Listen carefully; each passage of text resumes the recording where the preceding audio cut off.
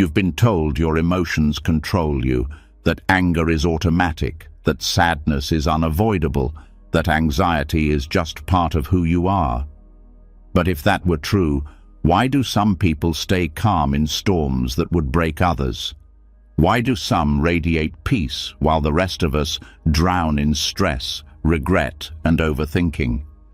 The truth is, emotions are not chains, they are clouds. They rise, they pass, they change. And Buddhism holds the key to transforming them in the very moment they appear. For over 2,500 years, monks, sages, and everyday people have used these principles to turn fear into courage, grief into compassion, and chaos into clarity. Not by escaping life, but by seeing it as it truly is. Tonight, as you hear these teachings, something inside you will shift. Your mind will quiet. That heavy knot in your chest will begin to loosen, and you'll feel a lightness, like stepping out of a dark room into open air. Tomorrow, you'll notice the difference. When anger comes, you'll breathe instead of break. When doubt whispers, you'll smile instead of sink. You'll discover a calm that no one can take away. This isn't theory. This is immediate transformation. And it begins right now with 12 Buddhist principles that can change the way you feel, the way you think, the way you live. Are you ready? You've reached the point where you know something must change. The weight of restless thoughts, the cycle of stress, and the endless pull of distractions no longer serve you. Somewhere inside you, there's a quiet knowing that life is slipping by while your mind is elsewhere. What if there was a way to step out of that storm right now, not tomorrow, not when everything is perfect, but in this very breath? Buddhism offers that doorway, and it begins with the most simple yet profound shift, entering fully into the present moment.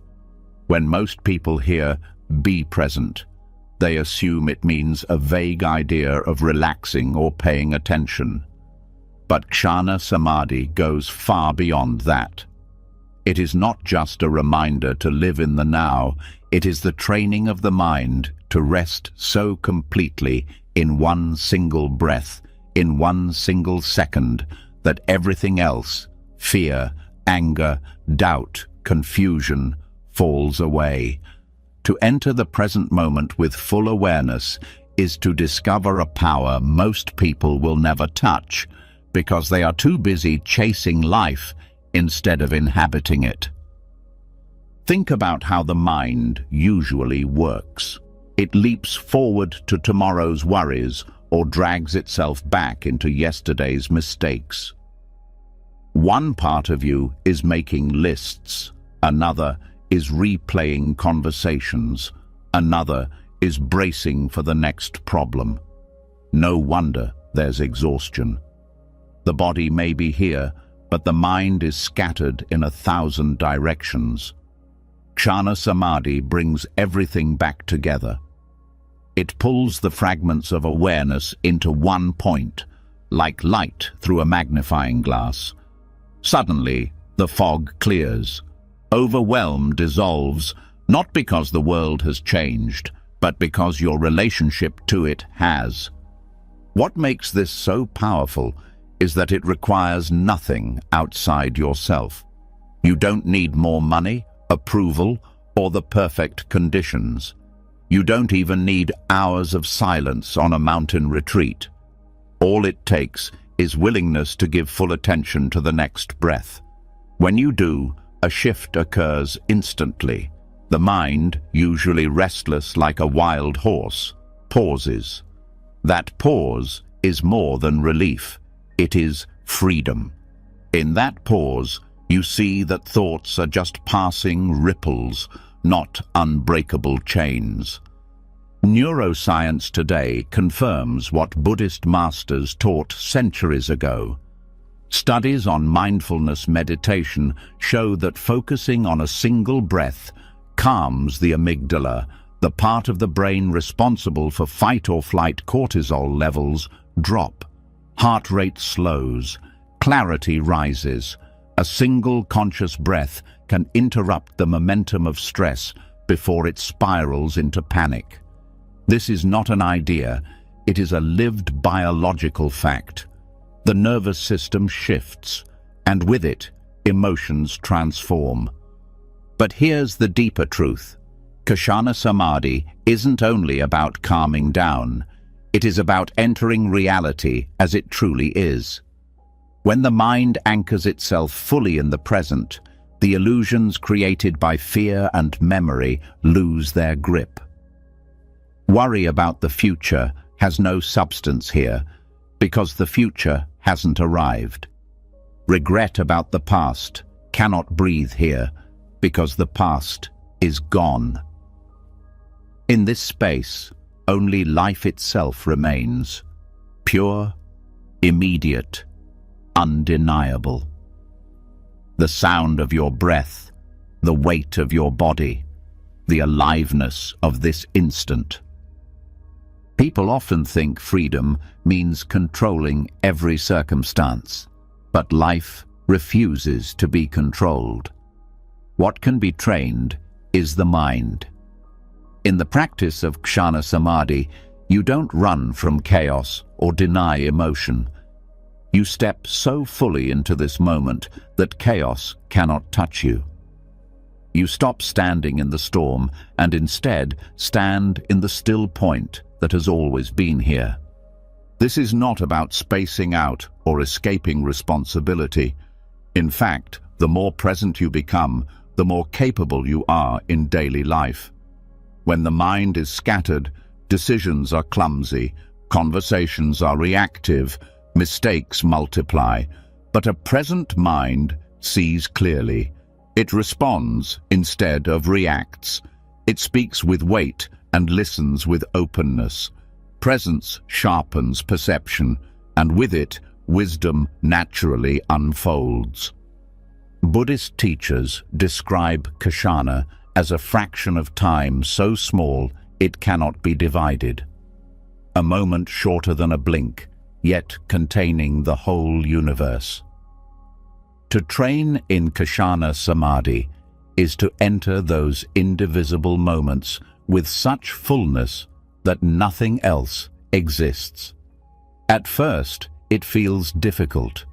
The mind resists, throws distractions, floods you with impatience.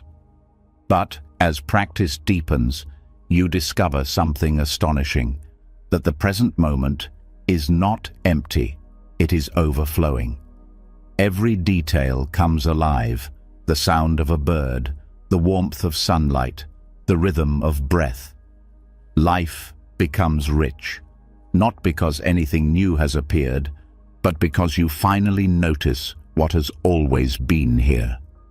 Many people fear stillness because they assume it will be boring, but boredom is just the mind's hunger for distraction. Stay a little longer, and boredom dissolves into intimacy with life itself. A sip of water becomes profound.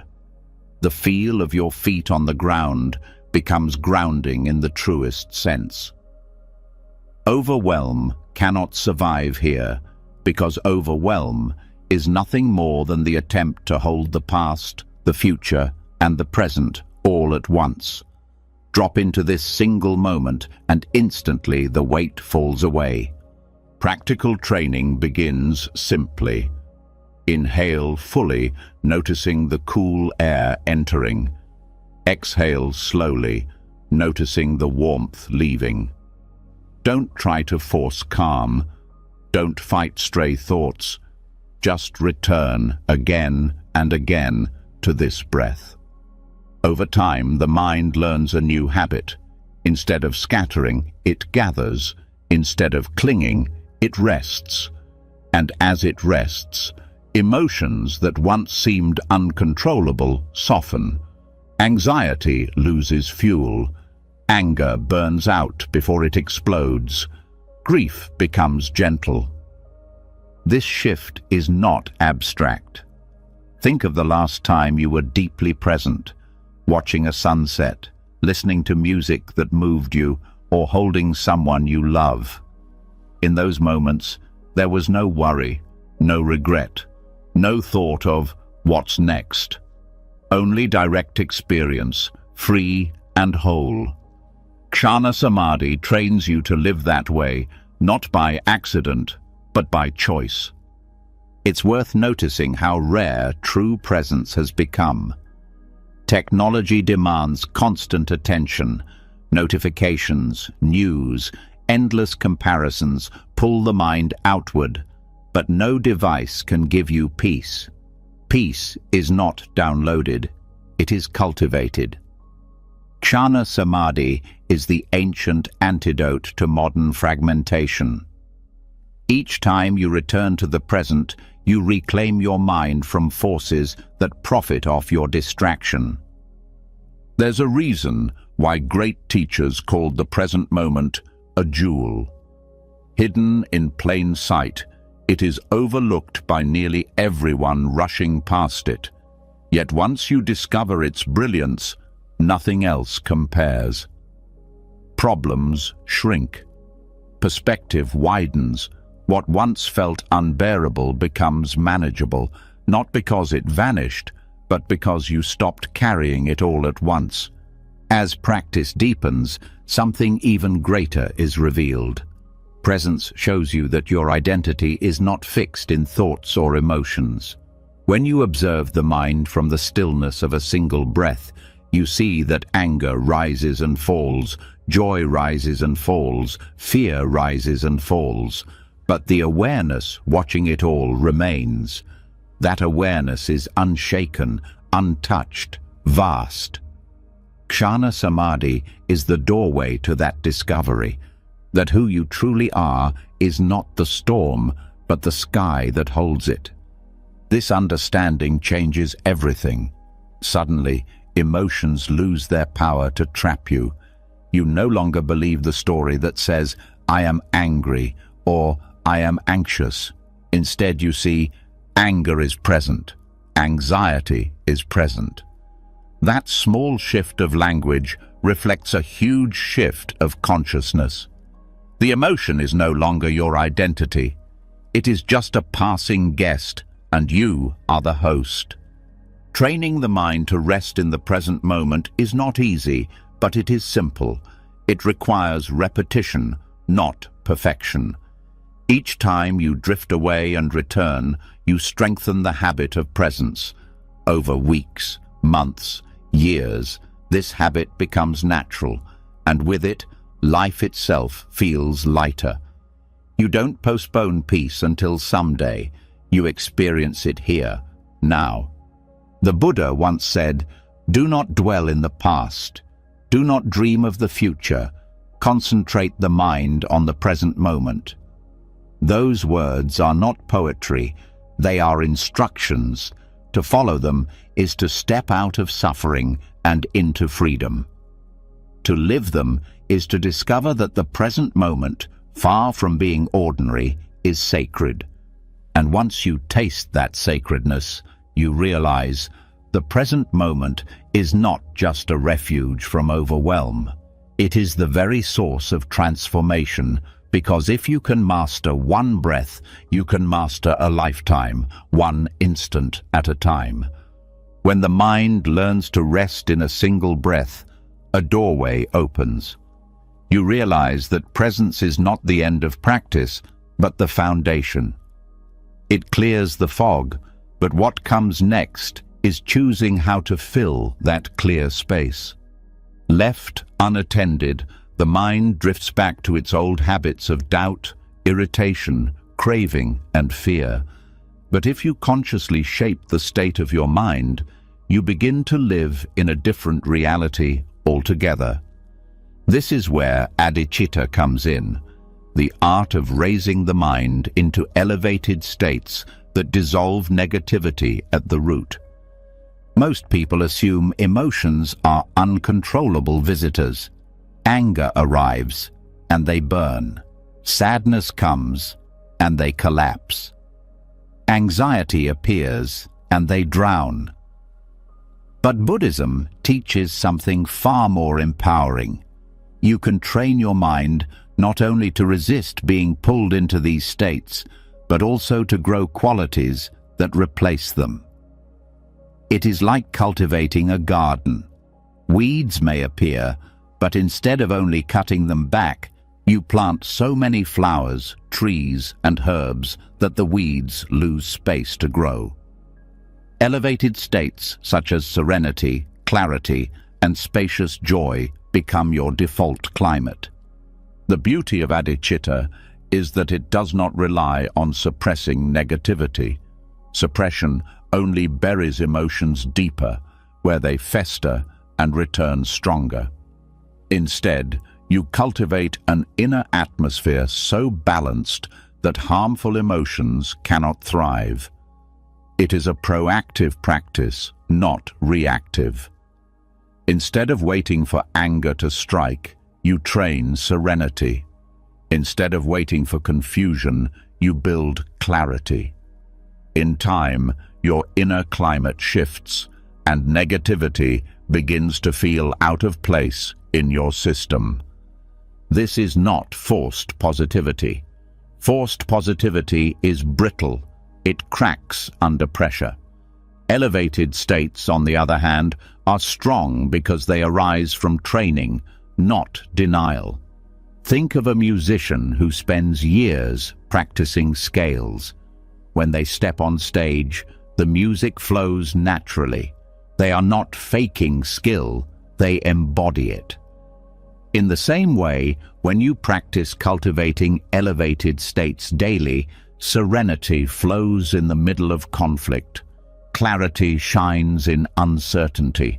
Compassion arises in pain. It is no longer something you force. It becomes who you are. Let's begin with serenity. Serenity is not simply the absence of stress. It is a grounded calmness that does not depend on perfect conditions. It grows when you consistently choose patience, when you slow down enough to notice tension and release it before it builds. One way to cultivate serenity is through deliberate pauses.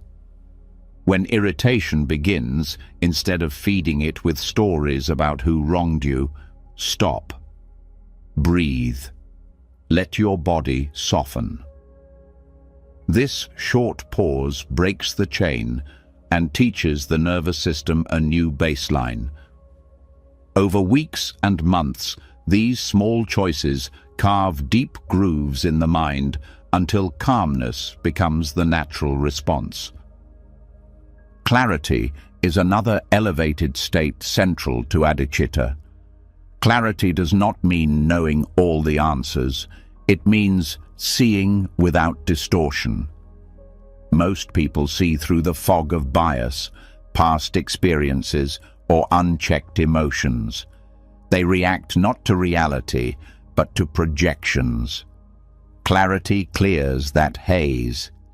To cultivate clarity, practice questioning the first reaction of your mind. Ask, is this true?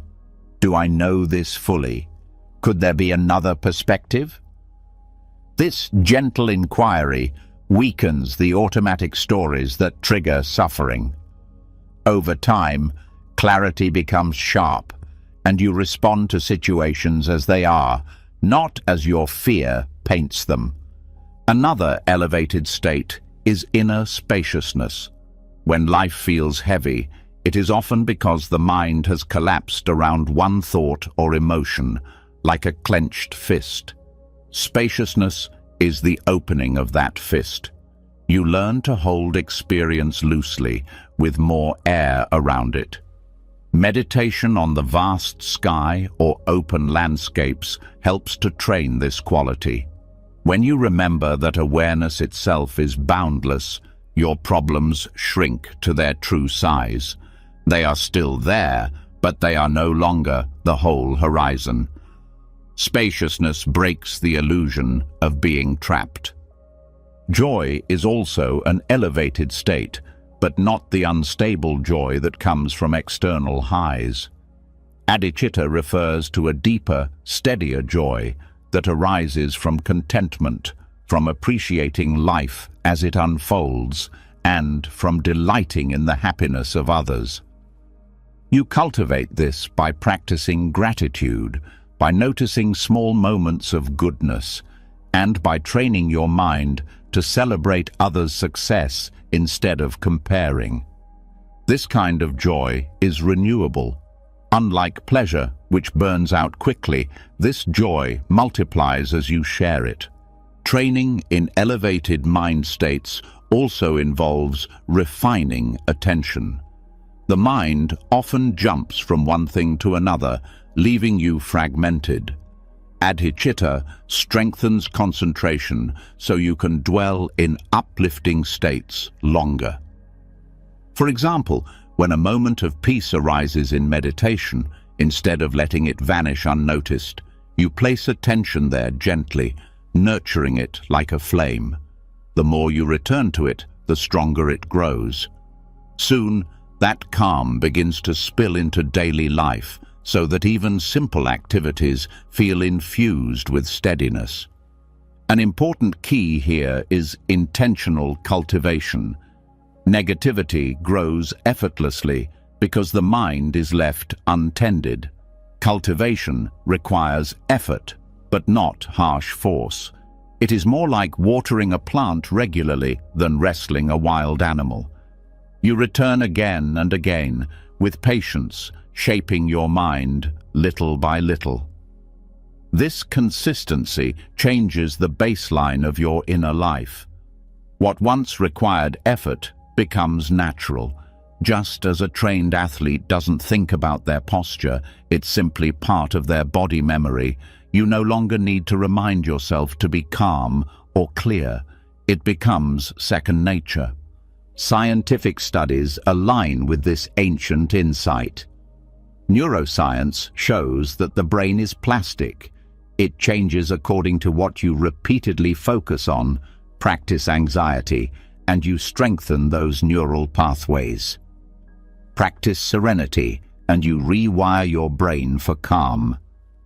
This means every time you choose an elevated state, even for a few seconds, you are shaping your brain in that direction. Over time, those seconds accumulate into lasting transformation.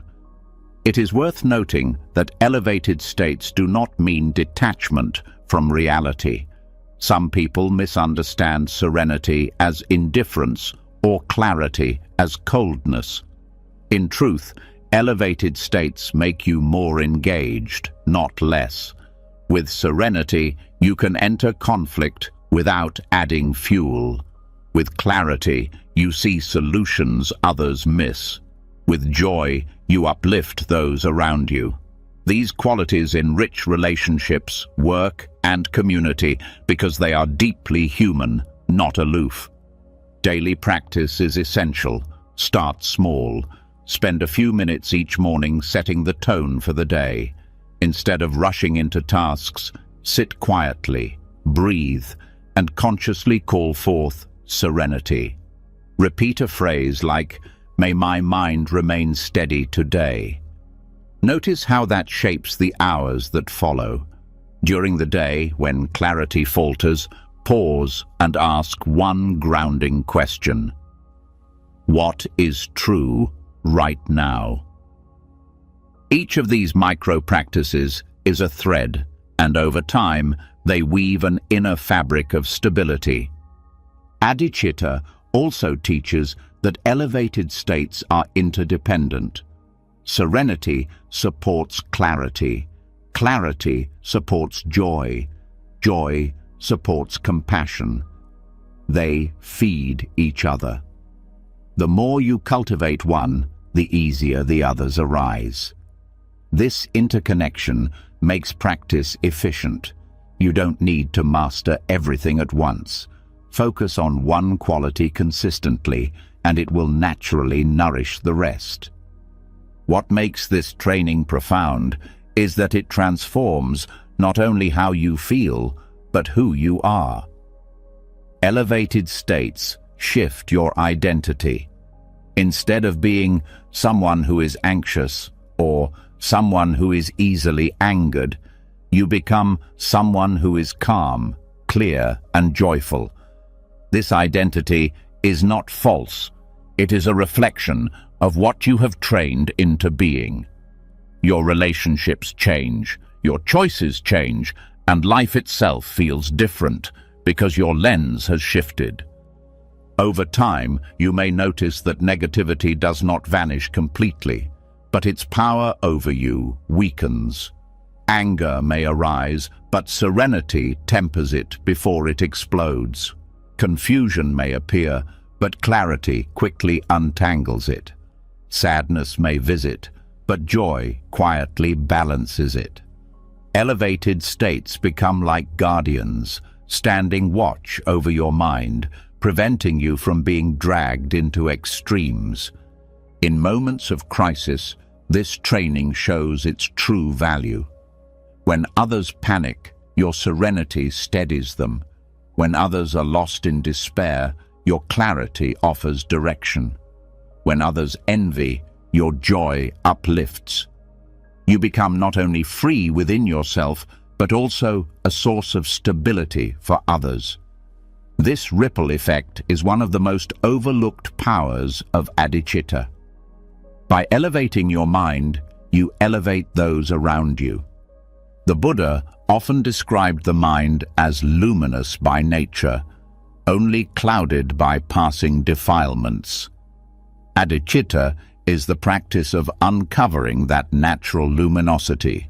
Each elevated state you cultivate is like wiping dust from a mirror. Over time, the mind shines with its original brilliance. When that brilliance is revealed, negative emotions appear less like enemies and more like temporary clouds passing across a radiant sky. Living this way requires patience. The modern world teaches instant results, but inner cultivation moves with time, like seasons in a garden. At first, progress feels slow, but suddenly you notice you are no longer shaken by the same things. You find yourself meeting life with more calm, more openness, more joy. That realization is proof that the seeds have taken root. The true gift of bodhicitta is that it gives you choice. Without training, emotions choose for you. With training, you choose which states to nourish. This freedom is the beginning of mastery over your inner world. And once you begin to live from these elevated states, life itself feels transformed, not because circumstances changed, but because you did. From presence in a single breath, you step into the vast potential of shaping your entire emotional climate. The ground is steady, the sky is open, and the mind is elevated. This is the power of bodhicitta. When the mind learns to rest in presence and grows strong through elevated states, a new question arises. What happens when life itself refuses to bend?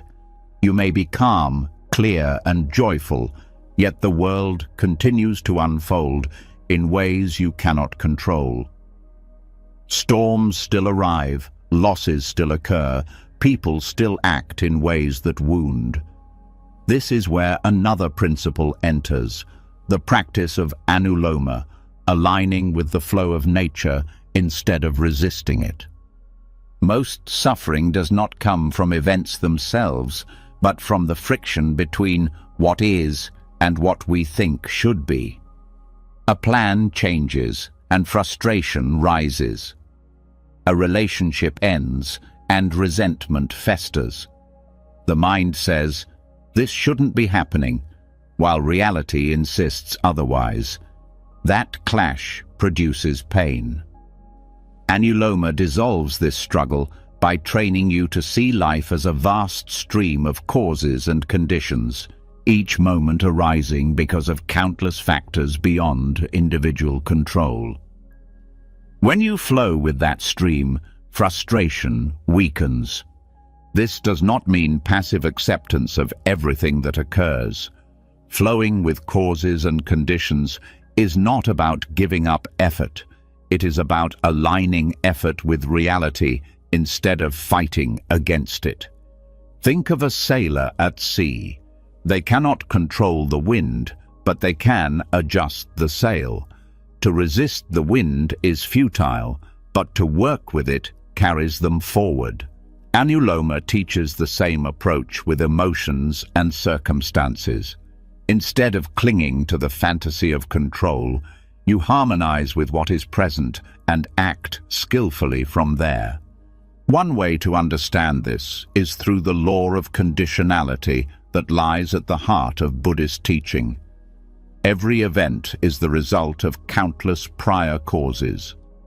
Your mood this morning depends on sleep, diet, memories, the words someone spoke, even the weather outside. To demand that things be otherwise is to deny this web of conditions.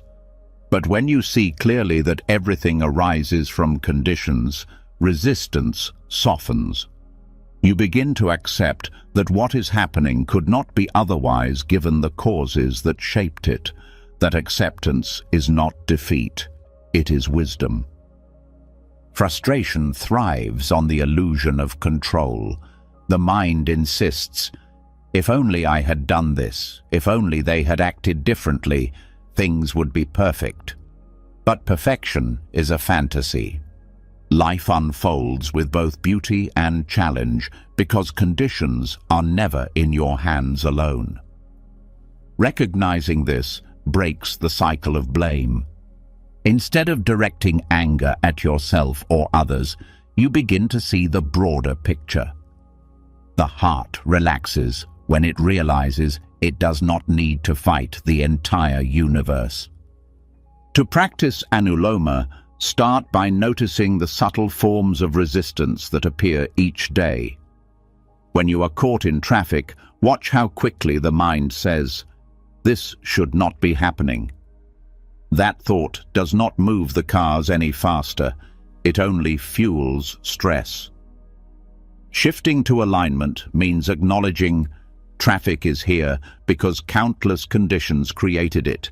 Time of day, number of vehicles, city planning, even accidents I cannot see.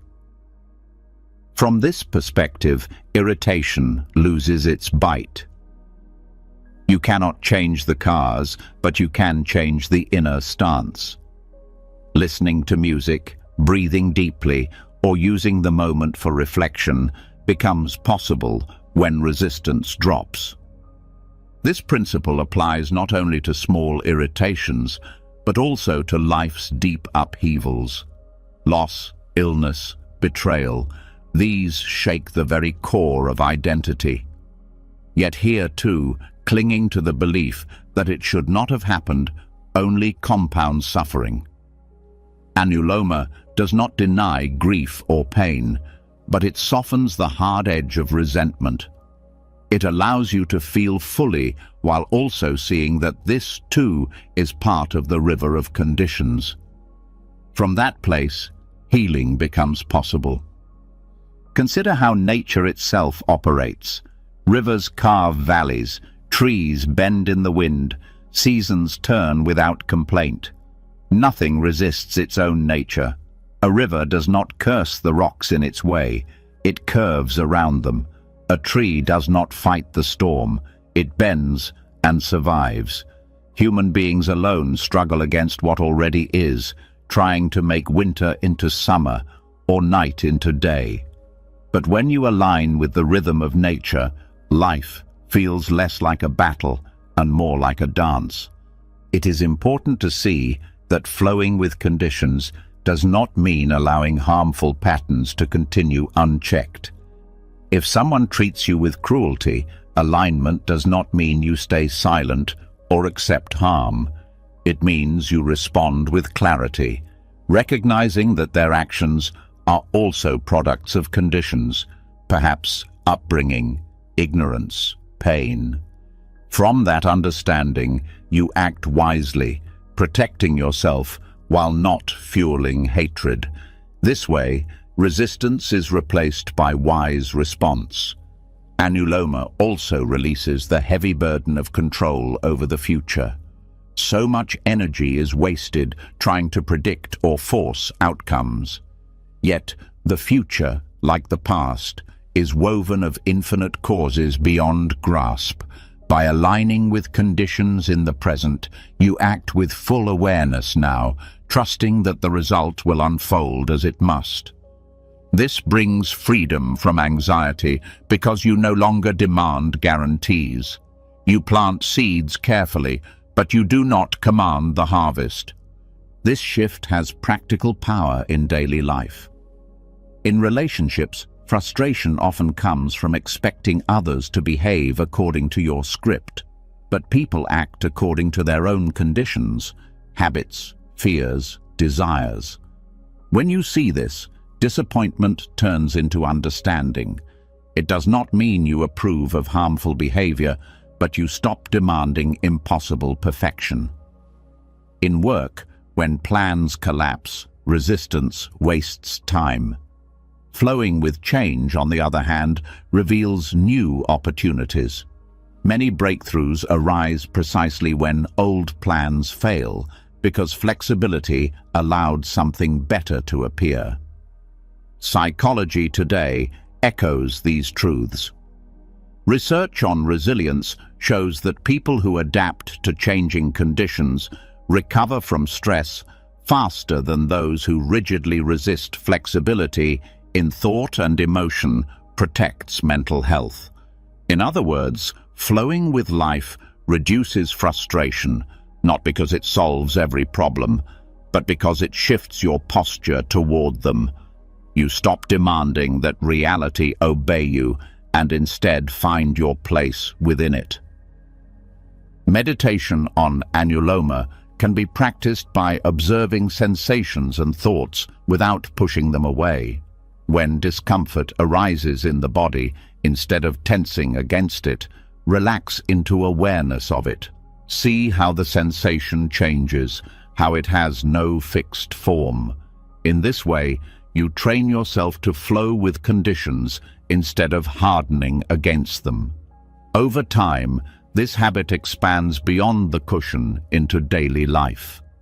The Buddha often taught the middle path as the way to peace, not clinging, not rejecting, but moving with balance. Anuloma is the lived experience of this middle path. It allows you to move through life without constantly creating inner conflict. Each time you release resistance, you conserve energy. That energy can then be used for compassion, creativity, and wise action. In practical terms, one method of cultivating this is reflection on impermanence. When you feel resistance, remind yourself that all conditions are temporary. The traffic will ease, the argument will pass, even deep grief will shift over time. Holding this perspective softens the urgency of "this should not be." Instead, you begin to see, "This is here for now, and it too will change." That simple awareness is enough to loosen frustration. Another practice is tracing conditions backward. If anger arises at someone's words, pause and reflect. What conditions might have led them to speak that way? Perhaps exhaustion, misunderstanding, or pain. This reflection does not excuse behavior, but opens compassion.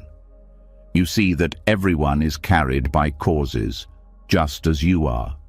This perspective interrupts cycles of resentment. The wisdom of anuloma also points to humility. We often act as if our will alone shapes reality, But life constantly proves otherwise. Illness arrives without warning, opportunities vanish overnight, and unexpected joys appear when least expected. Recognizing this humbles the ego, teaching you to approach life with more softness. Humility itself becomes a form of peace because it releases the exhausting attempt to be in control of everything. Over time, practicing alignment reveals a subtle joy in letting go. When you stop resisting, you discover ease even in difficulty.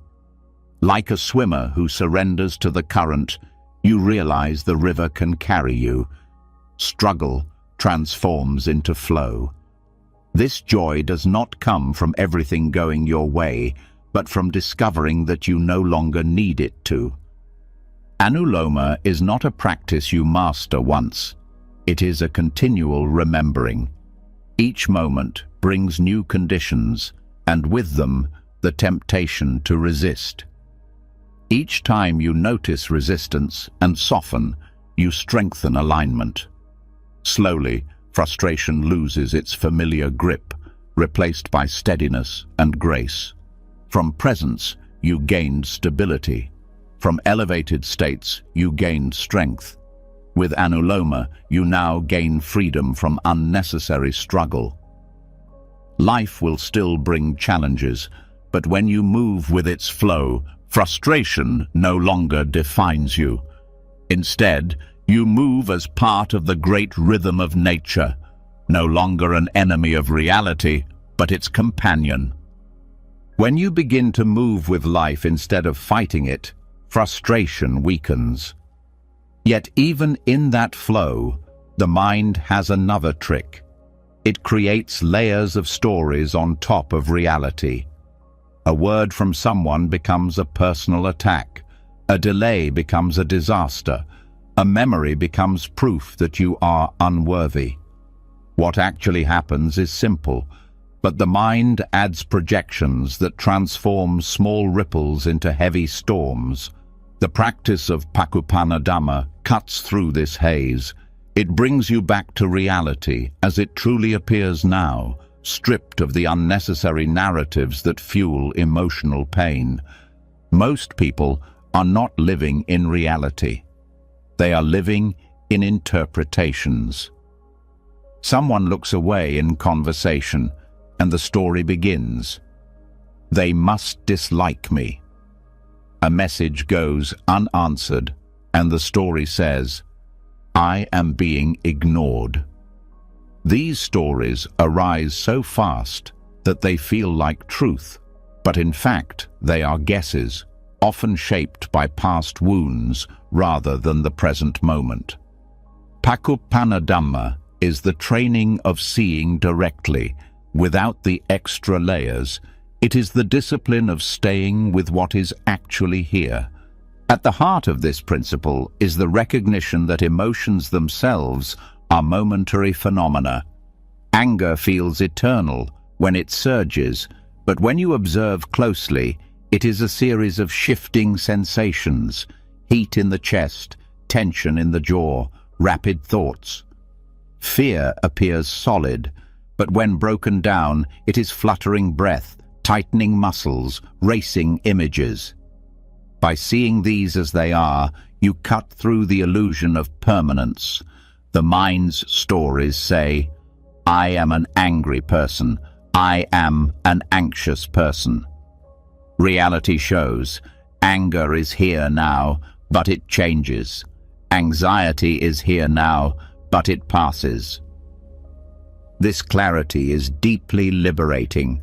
When you mistake a passing emotion for your identity, you suffer doubly, first from the emotion itself, and then from the belief that it defines you. Seeing emotions as phenomena frees you from that second burden. They are weather, not the sky. The sky does not become the storm. It simply allows it to pass through. Practicing Pakupanadhamma trains you to abide as the sky rather than get lost in the storm. To cultivate this, Begin with direct attention. When a strong feeling arises, instead of feeding the story around it, turn toward the raw experience. Ask, what is actually happening in the body? What sensations are present? Notice warmth, tightness, pressure, movement. Observe thoughts as thoughts, not facts. The act of labeling, this is a thought, this is a sensation, creates space. That space dissolves the illusion that the emotion is a solid block. You begin to see it as a flow of events. This practice is supported by mindfulness of the present. Emotions often borrow their strength from past and future. Sadness clings to old wounds. Anxiety projects what might come. By returning to the present, you take away the fuel. You ask, right now, what is real? Often, the only reality is the body breathing, the ground beneath, the sound around you. The rest are stories layered on top. This question interrupts the chain reaction of emotional reactivity. Another aspect of Pakupanadhamma is seeing how quickly emotions shift when not reinforced. Watch irritation closely, and you may notice it peaks and then fades, often within minutes, unless you keep feeding it with thoughts. The mind, however, rarely allows this natural cycle. It adds judgments. I shouldn't feel this way. I'm failing again, which prolong the emotion. By cutting these stories, you allow emotions to complete their natural rise and fall. Buddhist texts describe emotions as sankharas, formations arising from conditions without lasting essence. They are not fixed entities, but processes. Understanding this transforms how you relate to them. Instead of, I am trapped in depression, you begin to see depressive thoughts and sensations are arising due to certain conditions. That recognition does not make the experience vanish, but it opens a doorway out of identification. You shift from being submerged in the water to standing on the shore, watching the waves. Practical reflection can strengthen this insight. When caught in a heavy mood, ask yourself, is this permanent? Did I feel this yesterday? Will I feel it tomorrow? The answer is always no. Even the deepest grief shifts moment by moment. Tears, then numbness, then memory, then quiet. Noticing this impermanence breaks the illusion of solidity. The pain may still be there, but it no longer feels endless. Science also supports this. Research in cognitive psychology shows that labeling emotions reduces their intensity. Naming anger as anger reduces amygdala activation, calming the brain's threat response. This is exactly what Pakupanadhamma does. It asks you to see clearly and name directly rather than merge with the story. Clarity itself becomes medicine. Living in this way requires vigilance because the mind loves its stories. Stories create identity, drama, importance. Letting them go feels uncomfortable at first, as if you are losing meaning, but in truth, you are losing unnecessary suffering. Reality without stories may feel simple, but in that simplicity there is peace. A sound is just a sound. A look is just a look. A silence is just silence. From this place, responses become cleaner and wiser. You no longer argue with projections, but act from what is actually there. Relationships transform under this principle. Many conflicts come not from actions, but from interpretations. A partner's words are filtered through old wounds and misheard as criticism. A friend's busyness is interpreted as rejection. Practicing Pakupana Dhamma means pausing before reacting and asking, what was truly said? What is truly happening now? Often, the sting dissolves when you see that the story was your own creation. This clarity prevents countless unnecessary arguments and nurtures trust. In personal practice, meditation on the present moment strengthens this skill. Sit quietly and notice how the mind jumps to past and future. Gently return again and again to direct experience, breath, sound, sensation. Each return is a training in cutting through projections. Over time, you begin to carry this habit into daily life. The boundary between meditation and living fades until life itself becomes the practice of seeing reality as it is.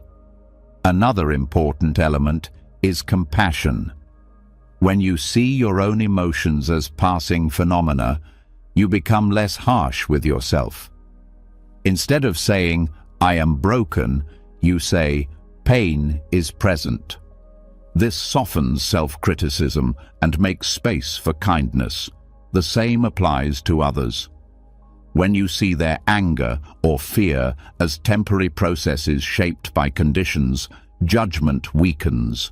You can respond with patience rather than hostility. The Buddha often compared emotions to bubbles on water. They appear vivid for a moment and then vanish, leaving no trace. Seeing this directly loosens the grip of attachment. You stop clinging to joy as if it will last forever, and stop fearing sorrow as if it will never end. Both are bubbles. Both pass. This balanced view allows you to engage fully with life without being enslaved by its ups and downs. In daily practice, one useful exercise is to take short pauses during the day to check. Am I experiencing reality or a story about reality? This question pulls you back from automatic interpretation. Over time, the mind learns to detect stories early before they spiral into suffering. This is like catching a spark before it becomes a wildfire. Living in Pakupana Dhamma brings subtle joy because it frees you from carrying unnecessary weight. The world feels lighter when you are not dragging along layers of interpretation. A delay becomes just waiting, not an insult. A silence becomes rest, not rejection. Each moment is allowed to be itself, and in that allowance there is peace. This clarity also deepens spiritual practice. When you cut through stories, what remains is direct contact with reality, raw, unfiltered, luminous. This directness reveals insights into impermanence, selflessness, and interconnection. The more you live this way, the more the mind aligns with truth rather than illusion. That alignment is the essence of liberation. From flowing with nature, you now step into seeing reality as it is, without additions or distortions. You learn that emotions are not prisons, but passing weather. That stories are not truth, but shadows. With Pakupana Dhamma, you live closer to the heart of things, free from the weight of projections, awake to the living present that is always here. When you begin to cut through the layers of stories and touch reality as it appears, something deeper becomes visible. Every emotion, every thought, every surge of desire or wave of fear seems so powerful when it takes over. Yet the closer you look, the more you notice that none of it has a fixed substance. Anger rises, but where is its core? Grief aches, but what shape does it truly have? Jealousy burns, but can you hold it in your hand? They feel solid only when you don't examine them. Once you look directly, they unravel. This is the gateway into Shunyata Samadhi, the practice of embracing emptiness. Emptiness in Buddhism is often misunderstood as a void or a cold nothingness. In truth, it is the recognition that all experiences, even the most overwhelming emotions, lack an independent and permanent essence.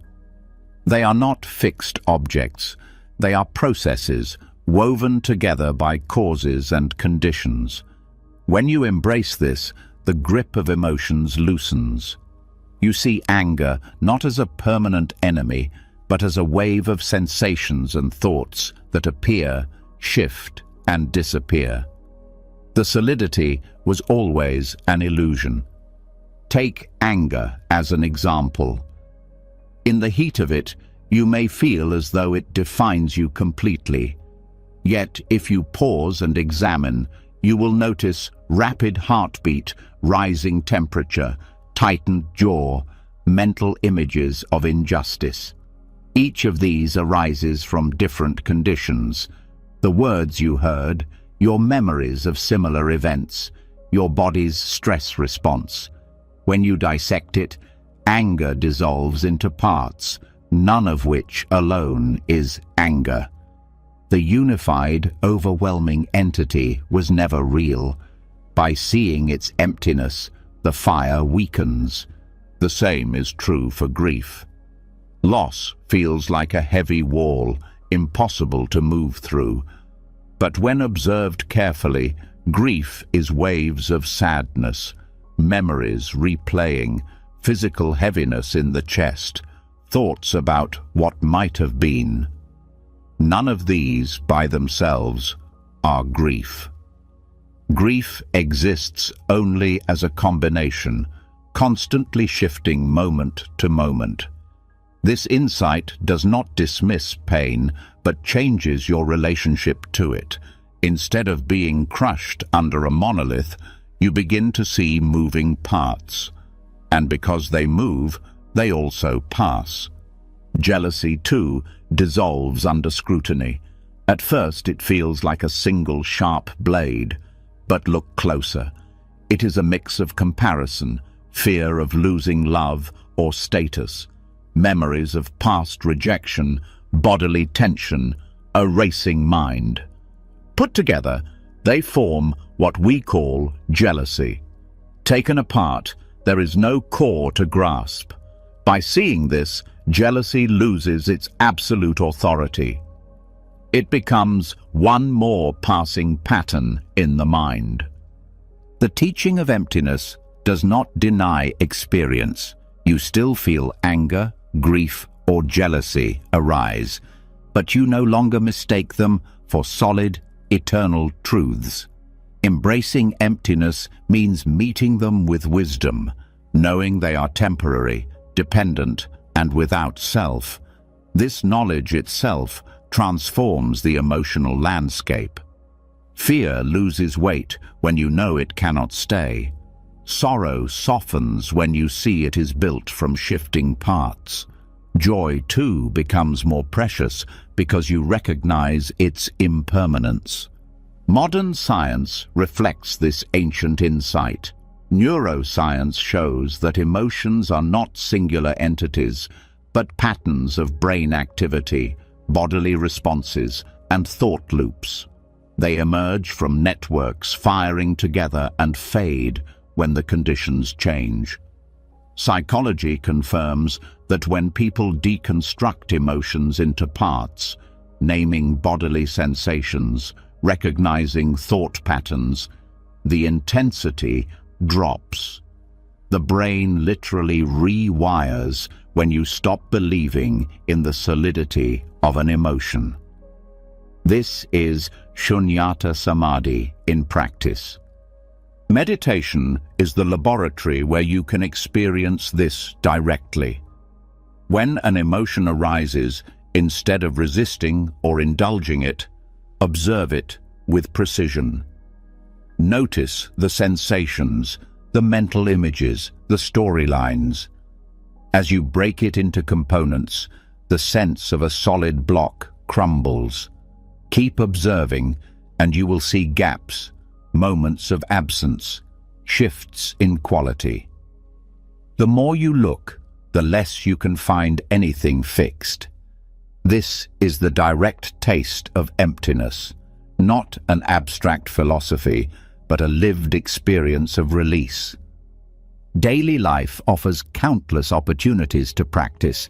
The next time anger surges in conversation, take a step back and silently ask, what exactly is happening right now? Label the sensations, the thoughts, the impulses. By dissecting, you weaken the illusion of solidity. The same with envy.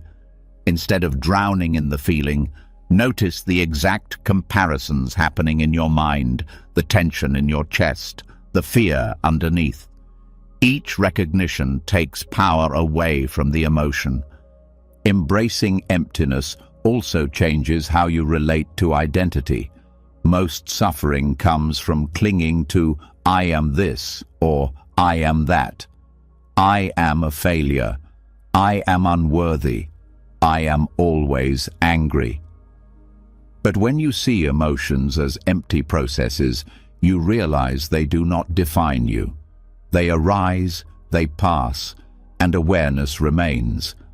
The self that seems solid is itself a construction of sensations, memories, roles, and habits. Like emotions, it has no fixed core. Recognizing this is not frightening, but liberating. You stop defending a rigid self and begin to live with openness. This does not lead to cold detachment. In fact, it opens the door to compassion. When you see that your own anger or grief has no solid self, you also see that others' emotions are the same. You stop taking their words so personally. Their rage is not an eternal truth about you. It is a passing storm in their mind. Their jealousy is not proof of malice, but a tangle of conditions. This recognition allows you to respond with patience instead of retaliation. Emptiness reveals the common humanity beneath conflict. Shunyata Samadhi also removes fear of emotions themselves. Often, people are afraid of feeling deeply because they believe strong emotions will overwhelm them permanently. But if emotions are empty, they cannot trap you forever. They move like weather. Knowing this gives courage to face even grief or despair. You stop running because you trust their nature to pass. This trust builds resilience. Philosophically, emptiness shows that everything in life is interdependent. Anger depends on words, memories, bodily reactions, and countless unseen causes. Grief depends on love, attachment, cultural stories of loss, and even biology. Nothing stands alone. This interdependence makes emotions less personal. They are not my anger or my grief in the absolute sense. They are patterns shaped by a web of conditions. When you see this, you loosen self-blame and open to curiosity. In practice, a powerful exercise is to ask of any emotion, what is its substance? Where is it located? Can I find its edges? The more you search, the less you find emotions slip through your fingers like water. This direct inquiry shows emptiness more clearly than any theory. The discovery that emotions lack solidity is not depressing, but freeing. Without clinging, you can engage life more lightly. Art and poetry often express this truth. A painter may capture sorrow with strokes of color, yet even on canvas it is not solid. It shifts depending on who views it, how the light falls, what memories are stirred. Music may evoke joy, but it fades as the last note dissolves. These reflections show emptiness not only in the mind, but in all expressions of life. nothing fixed, everything flowing. Over time, practicing shunyata samadhi transforms the deepest layers of perception. Instead of seeing life as made of rigid blocks, events, emotions, identities, you begin to see a fluid dance of conditions. This vision itself is healing. Anger cannot enslave you when you know it has no core. Grief cannot bury you when you see it is waves. Jealousy cannot consume you when you know it is assembled from parts. The practice does not deny human feeling. It frees you from mistaking feelings for unchangeable prisons. This wisdom also shapes how you approach joy and success. Recognizing emptiness means you stop clinging to pleasant emotions as if they must last forever. Instead, you savor them fully while they are present, knowing their passing is natural. This prevents the cycle of disappointment that comes from chasing permanent highs. Emptiness allows deeper enjoyment because it carries no desperation. Even in the face of mortality, shunyata samadhi offers peace. Death itself, often feared as a final solid wall, is revealed as another process. Conditions ending, new ones arising. Just as emotions dissolve when their causes fade, so does the body. Seeing this continuity makes fear of death lighter, and with it, life more precious. The Buddha described emptiness as the ultimate medicine because it uproots the very foundation of suffering, the belief in permanence and solidity.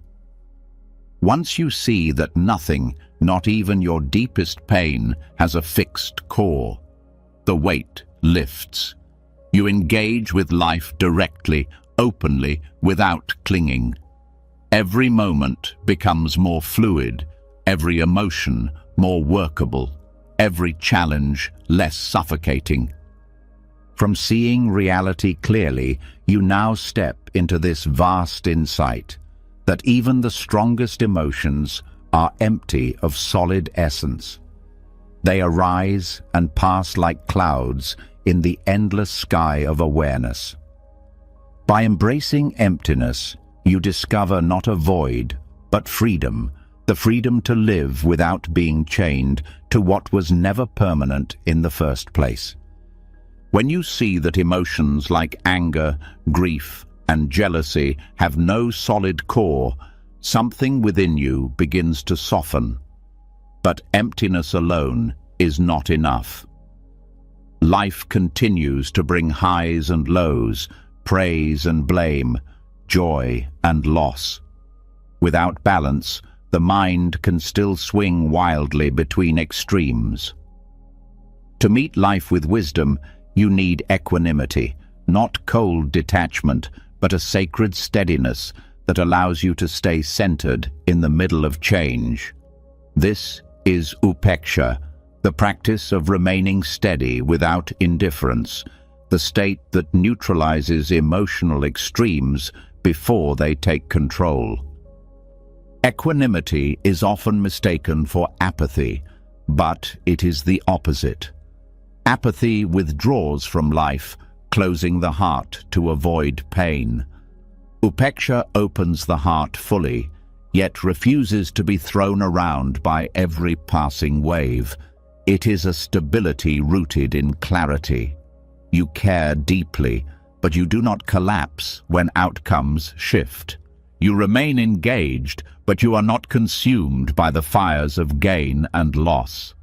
This balance allows you to act wisely without being ruled by fear or craving. At the center of equanimity is freedom from clinging. Most emotional extremes arise because the mind grasps at what it wants or pushes away what it fears. When you gain recognition, the mind clings to it, producing elation. When recognition fades, despair follows. When you are praised, pride swells. When criticized, anger erupts. The seesaw of emotional extremes never ends while clinging drives it. Upeksha dismantles this cycle. It trains you to meet both praise and blame with the same steady heart, seeing both as fleeting conditions, not ultimate truths. Daily life constantly offers tests for this steadiness. You may wake to good news and feel uplifted, then hours later encounter difficulty and feel crushed. Without equanimity, your sense of self rises and falls with every change. But with equanimity, you remain steady, like a mountain weathering both sunshine and storm. The surface may change, but the foundation does not. This steadiness is not forced. It grows naturally when you see clearly that all conditions are impermanent and not fully under your control. Equanimity also changes how you relate to relationships. In love and friendship, extremes often arise from attachment and fear of loss. You may cling to those you love or react with anger when they disappoint you. Upeksha allows you to love deeply without suffocating attachment. You recognize that others, too, are shaped by their conditions, and you do not demand they fulfill your every expectation. This steadiness creates healthier connections because it reduces emotional reactivity. Instead of responding from insecurity, you respond from clarity and care. One of the most subtle but powerful aspects of equanimity is its role in compassion. Without balance, compassion can become overwhelming, leading to burnout or despair. When faced with suffering, it is easy to collapse under the weight of it, feeling helpless. But equanimity sustains compassion by grounding it in wisdom. You care, but you also see that suffering is the result of causes and conditions, not something you alone can control. This allows you to act with kindness while accepting limits. Equanimity protects compassion from turning into despair.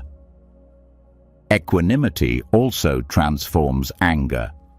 When someone wrongs you, the immediate impulse is to retaliate, but anger only binds you further to the harm. With upeksha, you see the other person's behavior as arising from conditions, perhaps ignorance, fear, or pain. This does not mean you allow harm, but it means you respond without hatred. You may set boundaries firmly, but the mind stays balanced. In this way, equanimity dissolves the poison of anger without sliding into passivity. Psychological studies align with this teaching. Research shows that people who cultivate emotional balance are less likely to experience stress-related illness and more likely to recover quickly from setbacks. Equanimity does not mean ignoring emotions, but regulating them so they do not spiral into extremes. This regulation strengthens resilience. It prevents the nervous system from staying locked in fight or flight, protecting both body and mind. Practicing equanimity begins with awareness of how the mind reacts to pleasure and pain. Each time you notice grasping or aversion, pause. Ask yourself, is this permanent? Does it define me? Must I cling to it or resist it? This questioning interrupts the automatic reaction. It reminds you that all experiences are transient. Slowly, the mind learns to stay balanced even in the midst of change. Meditation on equanimity often involves phrases that train the mind to let go of bias. You may repeat silently, "All beings are the owners of their actions. Their happiness and suffering depend on causes and conditions." This reflection cultivates acceptance. You realize you cannot control others' choices, only your own response. This acceptance does not diminish care. It allows you to love without needing to control. Equanimity also involves letting go of preference for only pleasant experiences. Most of the time, people chase pleasure and resist pain, exhausting themselves in the process. Upeksha trains you to meet both with balance. Pleasant sensations are enjoyed but not clung to. Painful sensations are acknowledged but not feared. In both cases, the mind stays steady. This shift changes the quality of life profoundly.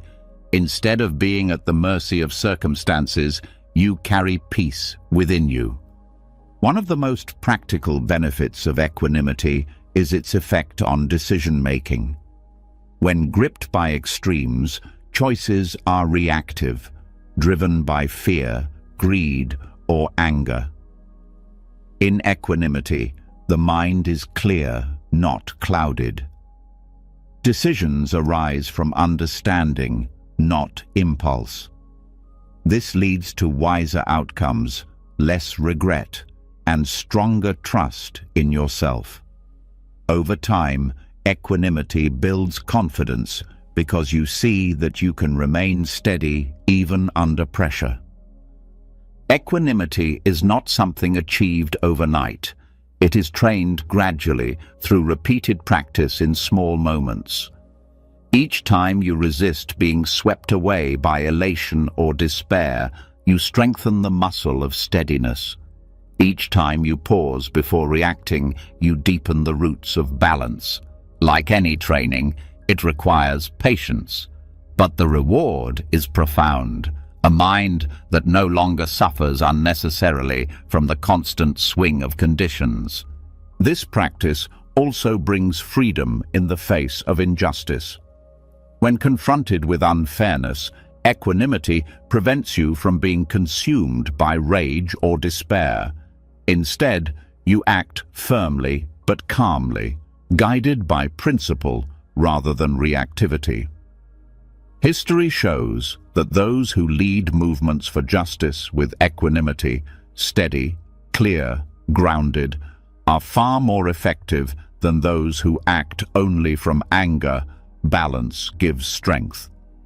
On the spiritual path, upeksha is considered a pinnacle virtue because it protects all other qualities. Compassion without equanimity can collapse into sorrow. Joy without equanimity can slip into craving. Wisdom without equanimity can harden into aloofness. But with equanimity, all qualities remain balanced. It is the container that allows the heart to expand without breaking. Daily reflection on death and impermanence also supports equanimity. When you remember that all things pass, attachment loosens. The highs and lows of life are seen in perspective. This perspective does not make life dull, it makes it richer. You savor joys fully while they are here, and you endure sorrows with patience, knowing they too will pass. Equanimity is also deeply practical in relationships with yourself. Many people swing between pride when they succeed and self-hatred when they fail. Upeksha breaks this cycle. Success is seen as a result of conditions. Failure is seen the same way. Neither defines you. Both are opportunities for learning. This steadiness heals the inner critic and allows genuine growth. Living with equanimity is like standing in the center of a wheel. The spokes may turn with gain and loss, pleasure and pain, praise and blame, but the center remains still. When you live from that center, life's movement continues, but it no longer throws you off balance. You participate fully in the world, but you are no longer enslaved by its fluctuations. Over time, Upeksha becomes not only a personal refuge, but also a gift to others. People around you sense your steadiness. In their storms, your calm becomes an anchor. In their joy, your balance prevents envy. In their grief, your equanimity offers strength. This is why the practice is called sacred. It benefits not only yourself, but everyone you touch. From emptiness, you learned that emotions have no solid core. With equanimity, you now learn to remain steady as they rise and fall, caring deeply without being dragged into extremes. This sacred steadiness is not indifference. It is the highest form of freedom, the power to meet life as it is, unshaken and open-hearted. When the mind learns to rest in equanimity, it finds a rare kind of balance. But balance alone is not the end. It is the ground from which deeper qualities of the heart can grow. Once you are steady, you can hold the suffering of the world without drowning in it, and you can celebrate the happiness of others without envy or resentment. This is the union of karuna and mudita, compassion and sympathetic joy, two qualities that together create a heart that is both tender and strong. Compassion is the natural response to suffering when the heart is open. It is the willingness to feel the pain of others and to wish for their freedom from it. Yet compassion without balance can easily slip into sorrow or overwhelm. People who care deeply often find themselves crushed by the weight of so much suffering, unable to hold it. This is why equanimity must precede compassion. It steadies the heart so that compassion can be sustained. When compassion arises from steadiness, it does not break you. It fuels you. It becomes the courage to sit with suffering without turning away. Sympathetic joy, on the other hand, is the ability to feel genuine delight in the happiness and success of others. It may seem natural, yet in daily life it is often blocked by comparison or envy. When someone else thrives, the insecure mind says, "What about me?" This reaction breeds resentment and distances us from others. But when mudita is cultivated, you begin to feel joy as if it were your own whenever someone else is uplifted. This dissolves jealousy and expands the heart. Joy multiplies because it is not limited to your own fortune. You share in the joy of countless beings. The true power lies in the balance of the two. To hold compassion without joy can feel heavy. To hold joy without compassion can feel shallow. Together, they create wholeness. You respond to suffering with tenderness, and you respond to happiness with celebration. The heart does not collapse in sorrow or inflate in envy. Instead, it remains open in both directions, meeting life fully. This balance transforms relationships. When someone close to you is in pain, compassion allows you to be present without judgment. You do not rush to fix them or deny their experience. You simply sit with them, offering presence. This presence itself is healing. When that same person later experiences success, mudita allows you to rejoice with them wholeheartedly. There is no trace of competition or subtle bitterness. Your joy becomes their joy, and their joy becomes yours. Relationships deepen because your heart has room for both sides of life. On a broader level, cultivating this balance also changes how you relate to the world. News of suffering no longer paralyzes you. Instead, compassion stirs action, small or large steps to reduce harm. At the same time, you train yourself to notice stories of kindness, resilience, and beauty. These moments of joy keep despair from taking over. Many people become cynical because they see only suffering, while others become naive because they see only joy. Karuna and mudita together prevent both extremes. They allow you to see the whole picture without losing hope. Psychology offers evidence for this practice. Research shows that compassion meditation increases activity in brain regions linked with empathy and caregiving, while gratitude and appreciation practices increase resilience and life satisfaction. When combined, they form a powerful antidote to depression, burnout, and envy. Compassion alone can weigh the heart down, but joy replenishes it. Joy alone can be fleeting, but compassion gives it depth. Together, they create emotional health that is stable and expansive. In practice, cultivating compassion begins with noticing suffering directly. Instead of turning away from pain, your own or others, you meet it with the silent wish. May you be free from suffering. This wish does not need to fix the pain immediately. It acknowledges it with care. Over time, repeating this wish changes the instinctive reaction to suffering. Instead of fear or avoidance, the reflex becomes tenderness.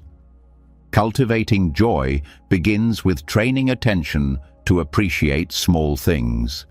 Each time you see someone laugh, succeed, or shine, pause and let yourself feel happiness for them. If envy arises, notice it without judgment and return to the wish. May you continue to be happy. Practicing this repeatedly softens the reflex of comparison. Slowly, the heart opens to the idea that another's happiness does not diminish your own. It increases it. The balance of the two qualities also changes how you experience your own life. When you suffer, you learn to meet yourself with compassion instead of self-criticism. This self-compassion is essential because without it, compassion for others becomes hollow.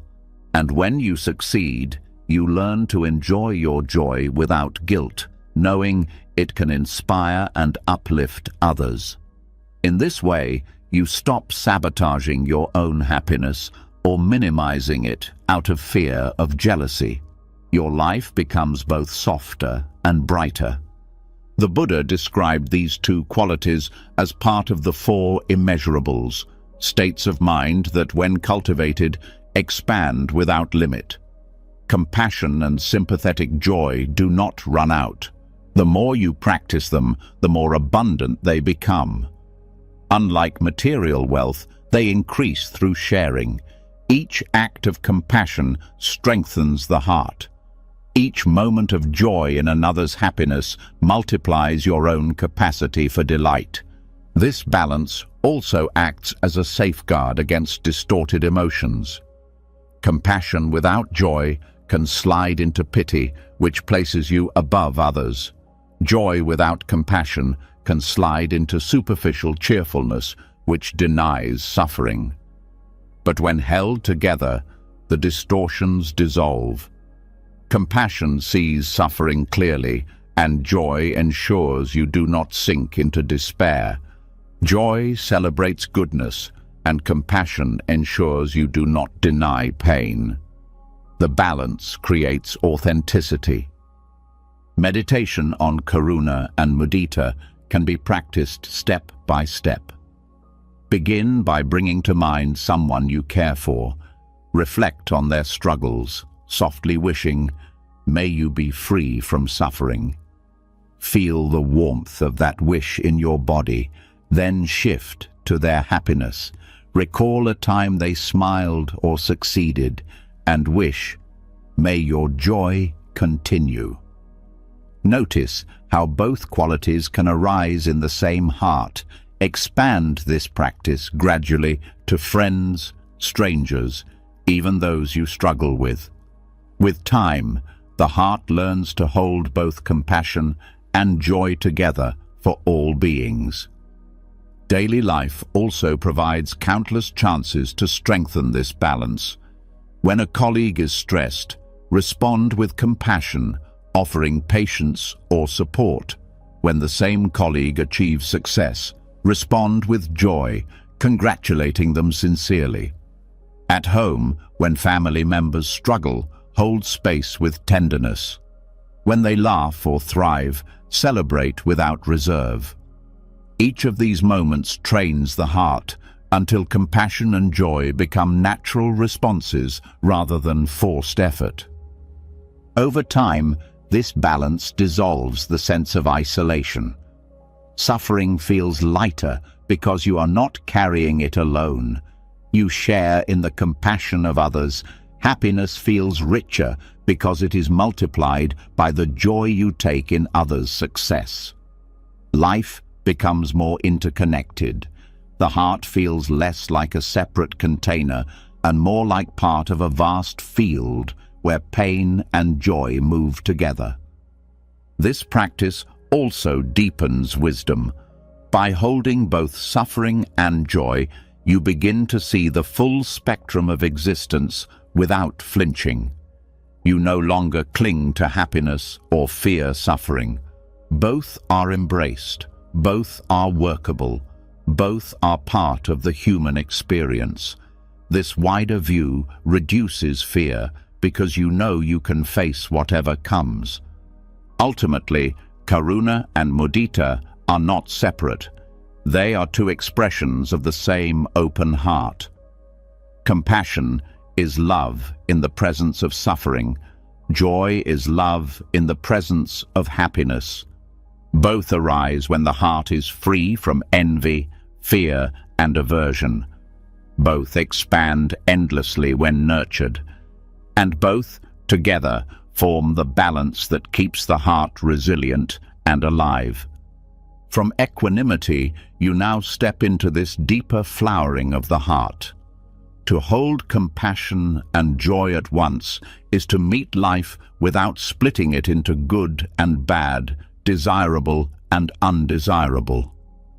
It is to say yes to the whole of human experience, responding with tenderness in pain and celebration in happiness. In this balance, the heart becomes vast, unshaken and luminous. When the heart learns to hold both suffering and happiness with equal openness, a new door appears. You begin to see that beneath compassion and joy lies an even more radical freedom. The discovery that there is no permanent self that needs protecting or defending. This is anatta in action, the direct application of selflessness to emotional life. It is not an abstract philosophy, but a lived realization that dissolves wounds at their root. Most of the pain people carry comes from the idea of a solid, unchanging self. Someone insults you, and the mind says, "They attacked me." A relationship ends, and the mind cries, "I am unlovable." A mistake happens, and the thought arises, "I am a failure." Notice the common thread. Every wound is tied to I, me, or mine. When you believe in a permanent self, every criticism cuts deep, every loss feels like annihilation. But when you see that what you call self is just a collection of shifting processes, there is nothing solid to wound. The arrow still touches the skin, but it does not sink into the heart.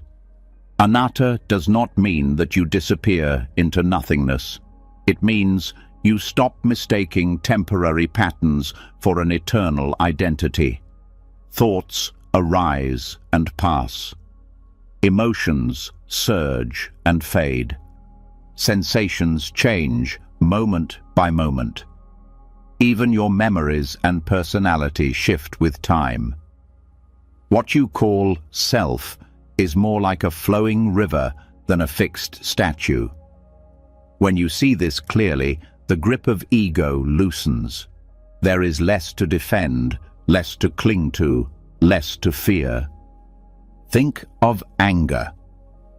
At its core, anger often arises when the sense of self feels threatened. Someone challenges your opinion and the ego flares. I must prove I am right. But when you recognize there is no permanent I to defend, the fuel for anger disappears. You may still disagree, but the burning need to protect your identity is gone.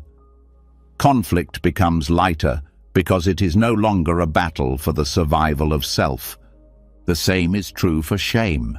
Shame binds people for years with the belief, I am bad, I am unworthy.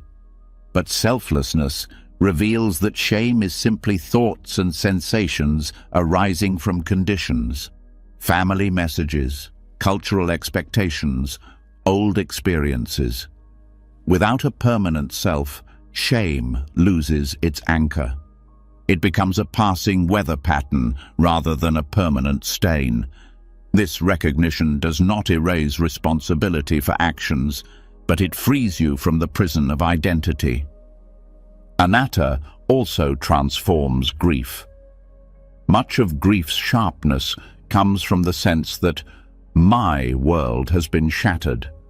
My life has lost meaning. When you see through the illusion of ownership, grief becomes sorrow for change rather than a personal wound. You mourn what has passed, but you no longer collapse into the belief that the self itself is broken. This subtle shift lightens the heaviest sorrows.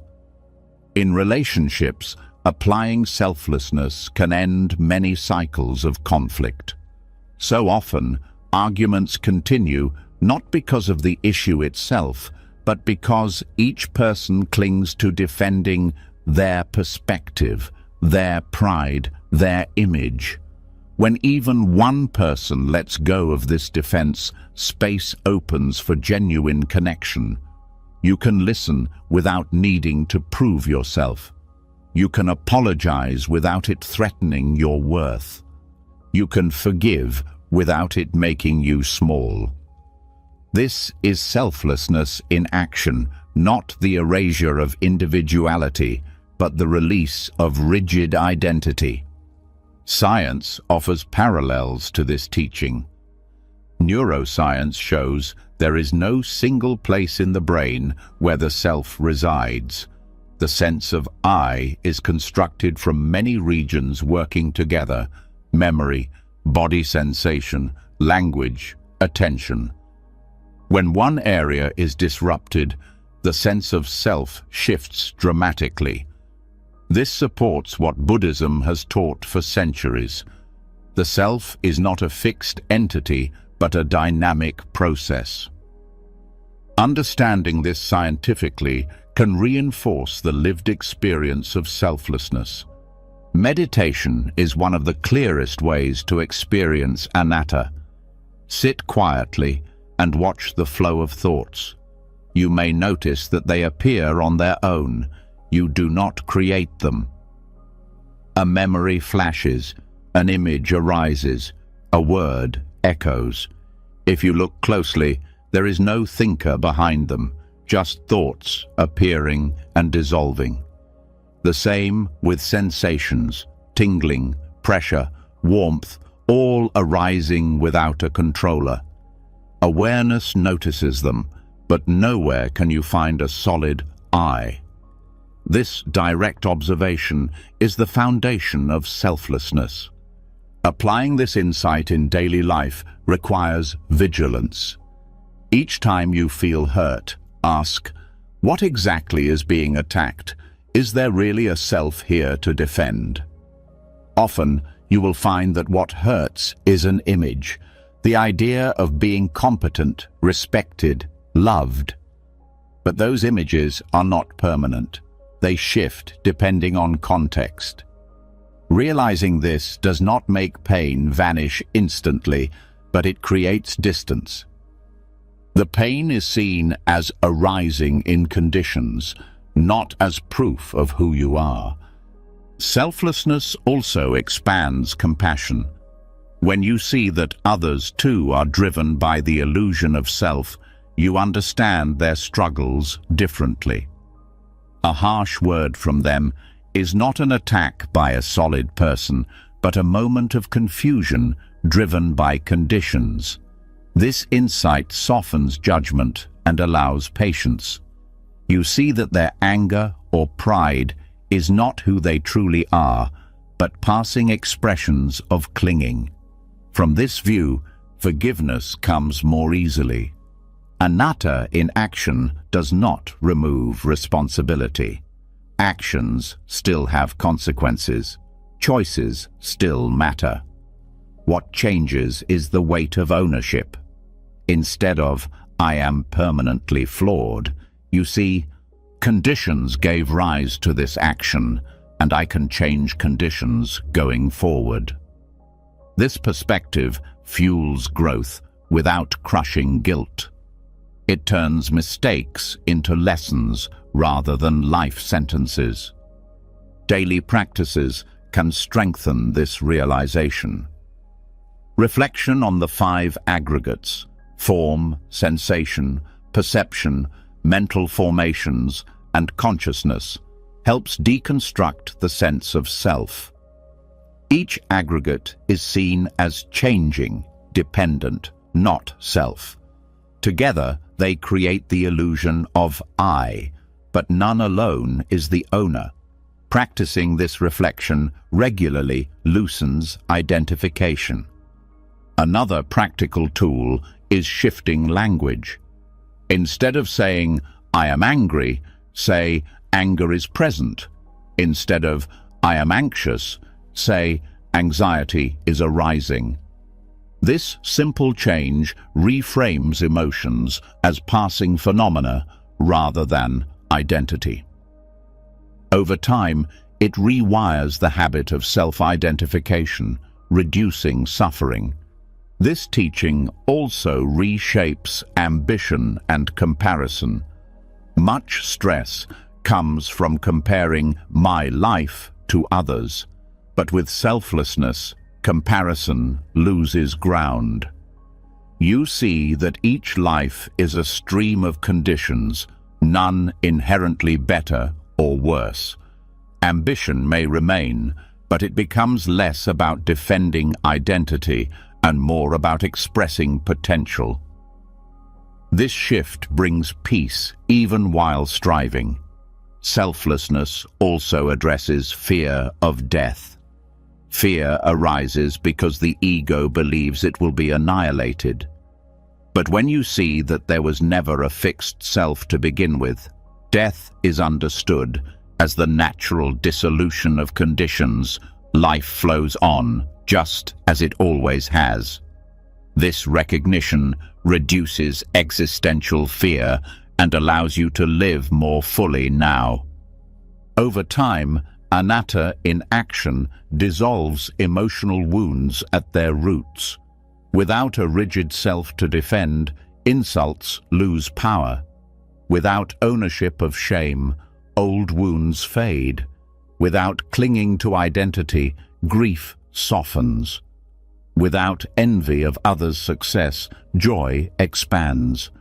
The heart becomes lighter because it no longer carries the heavy burden of self. This freedom is not about erasing individuality. Each person still has preferences, talents, and uniqueness. What disappears is the illusion of a permanent essence that must be defended at all costs. Instead, life is lived as a flow of conditions, meeting each moment freshly. In this flow, the heart opens naturally. From compassion and joy, you now step into the liberating realization that there is no permanent self to protect. By applying selflessness, you dissolve the deepest wounds and discover a freedom untouched by praise or blame, success or failure. This is not an idea. It is a lived release, a way of walking through life without chains. When the illusion of a permanent self begins to dissolve, so too does the need to defend it at every turn. Yet even with this insight, there often remains one of the hardest voices to face, the harsh critic inside. This voice may not shout out loud, but it whispers relentlessly. It tells you that you are not enough, that you are broken, that you will fail. It repeats old judgments long after others have forgotten them. Even when the world is kind, the inner critic can be merciless. The next step on this path is to bring the principle of ahimsa, non-violence, directly to thought itself. Most people know ahimsa as refraining from harming others in action and speech. But the deepest harm often comes from the violence we inflict on ourselves through thought. Harsh words spoken internally can wound more than any insult from outside. Self-criticism creates cycles of shame, anxiety, and paralysis. To apply ahimsa of thought means to stop treating the mind like an enemy and instead meet it with gentleness. It means to extend the same care inward that you would naturally give to a child or a dear friend. The inner critic thrives on identification. When you believe its words are truth, they cut deeply. Your worthless is taken as a fact, not as a passing thought. But when you learn to see thoughts as transient events, not ultimate truths, the critic loses power. You realize, this is not truth, this is habit. The thought arose from old conditions, perhaps family expectations, cultural pressures, or past failures. It is not who you are. Non-violence begins by separating awareness from the content of thought. Yet, non-violence does not mean silencing or suppressing thoughts. To fight the critic is to create another layer of aggression. Instead, ahimsa of thought invites a shift in relationship. You meet the inner critic with compassion and patience, the same way you would meet an anxious child. When the mind says, "You always fail," you respond inwardly, "I hear this fear, but it is not the whole truth." You create space where once there was only hostility. This gentle stance gradually dissolves the critic's authority.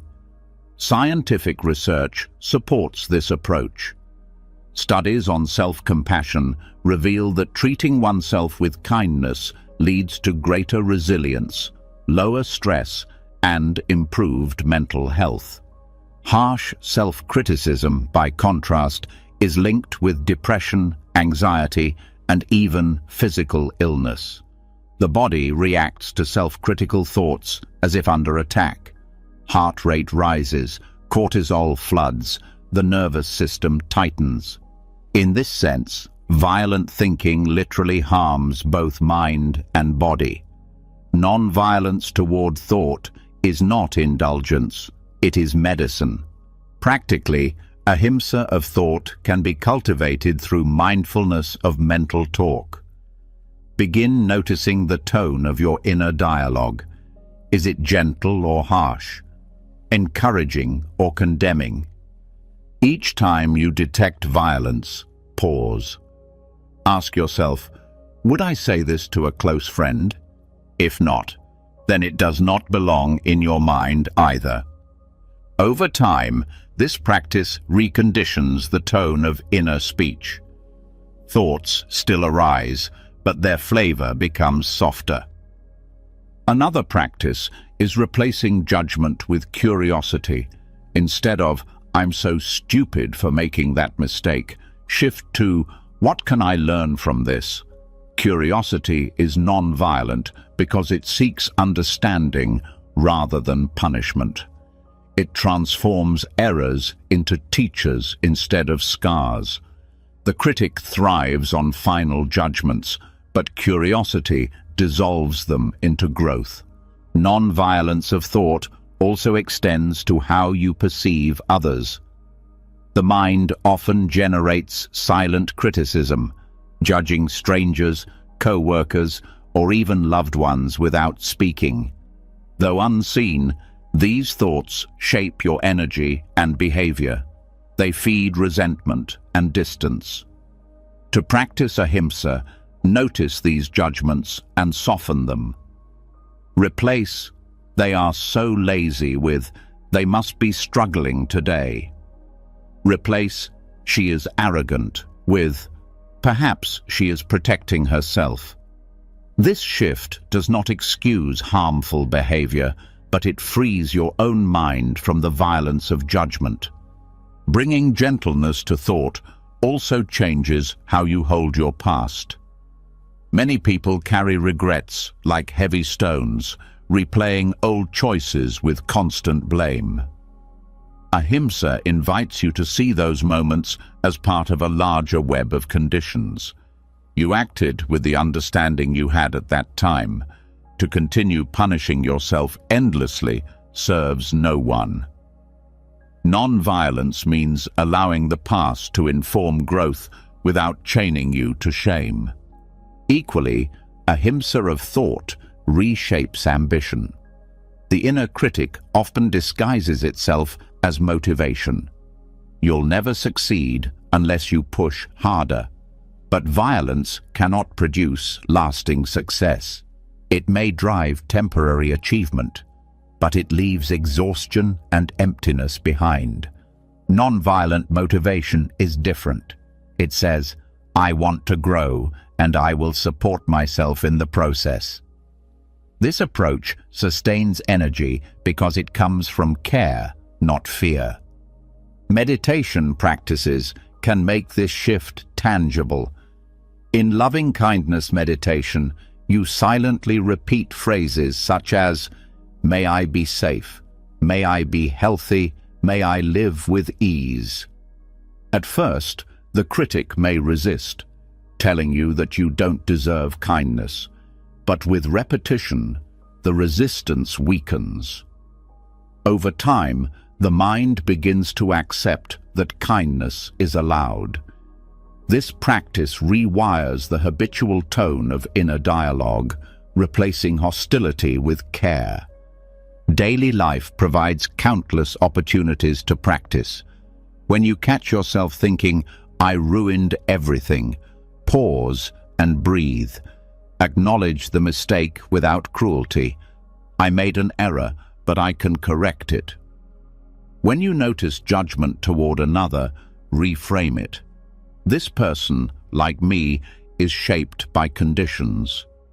Each small redirection is an act of non-violence. Over weeks and months, these small acts create a profound shift. Ahimsa of thought also creates space for creativity. The critic often blocks expression by saying, "It's not good enough, don't even try." But when the inner climate becomes non-violent, creativity flows more freely. You allow yourself to write, paint, speak, or act without the constant fear of judgment. Mistakes become part of the process rather than proof of inadequacy. Many artists and innovators describe their breakthroughs as coming when they stopped silencing themselves with criticism and allowed playfulness to guide them. Importantly, non-violence does not mean ignoring discipline. A gentle mind can still hold accountability. The difference is in the tone. Instead of "you failed again," the mind says, "This did not work. Let's try another way." The same clarity is present, but it does not carry harm. This balance between clarity and kindness sustains growth far more effectively than punishment.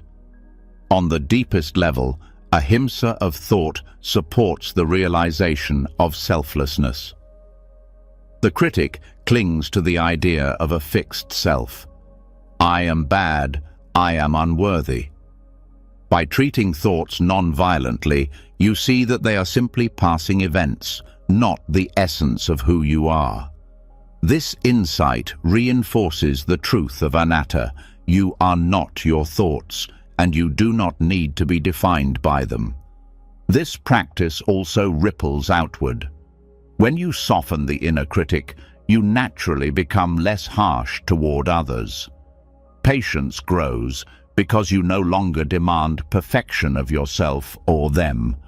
Conversations become gentler. Conflicts de-escalate more easily. A mind freed from inner violence radiates peace outward, creating a more compassionate environment for all. Over time, ahimsa of thought reshapes the entire inner landscape. The hostile terrain of judgment becomes a garden of care. The constant tension of self-criticism is replaced with ease. The wounds of the past lose their sting because they are no longer replayed with cruelty. The future becomes less frightening because you no longer attack yourself for not knowing what is ahead. The present becomes more livable because your own mind is finally a safe place to rest. From the dissolution of self, you now bring gentleness to the very ground of thought. By applying non-violence to the inner critic, you uncover a mind that no longer harms itself with words sharper than knives. Instead, thought becomes a tool of kindness, a guide toward growth, and a companion rather than an enemy.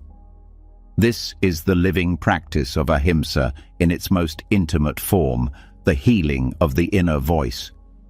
When the inner voice is softened through non-violence, the mind finally becomes a safer place to dwell. But peace with the critic is not the end. It opens the door to something even more powerful. Thoughts and emotions still arise, sometimes fiercely, and without understanding their roots, they can still sweep you away. The next step is the practice of yoniso manasikara, radical attention. It is the discipline of tracing every emotion back to its true condition so that the spell of reactivity is broken at its source.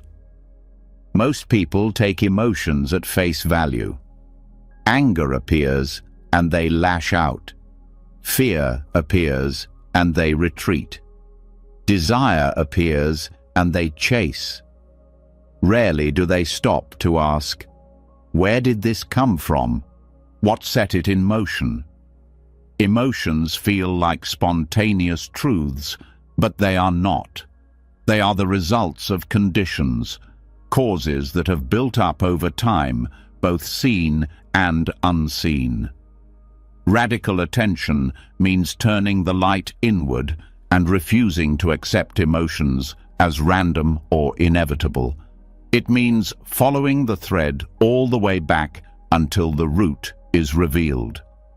This is not analysis in the ordinary sense. It is not about spinning endless stories about why you are the way you are. That is just more entanglement.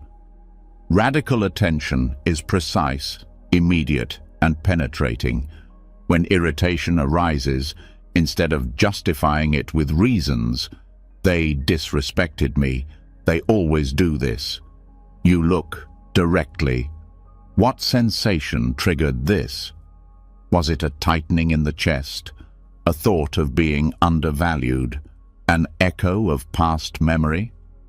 You trace it carefully, layer by layer, until you see the first spark. And when you see the first spark, the fire loses its force. The Buddha taught that emotions are conditioned phenomena. Anger does not arise out of nowhere. It depends on triggers like unmet desire, threatened pride, or physical discomfort. Fear relies on perception of danger, whether real or imagined. Desire relies on perception of lack. By paying radical attention, you stop being fooled by the surface expression and see the machinery beneath. This knowledge is liberating. When you know the cause, you no longer see the emotion as unshakable truth, but as a process that can be interrupted or redirected. Radical attention dismantles reactivity by removing ignorance. Most reactivity is ignorance in action, the inability to see the true root. Without awareness, you get stuck in the cycle: trigger, emotion, reaction, regret. But with radical attention, you insert a pause. You see the trigger clearly. You recognize the emotion's dependence, and in that clarity, you are free to choose. Reactivity becomes response. This practice also exposes the hidden patterns that drive emotional life. Perhaps you notice that anger often arises when you feel unheard. The root is not the situation itself, but the deeper wound of invisibility formed long ago. By tracing anger to that wound, you stop blaming only the present trigger. You begin to heal the original wound instead of endlessly fighting surface battles. The same applies to fear. Fear of rejection may not be about the current relationship, but about old memories of abandonment.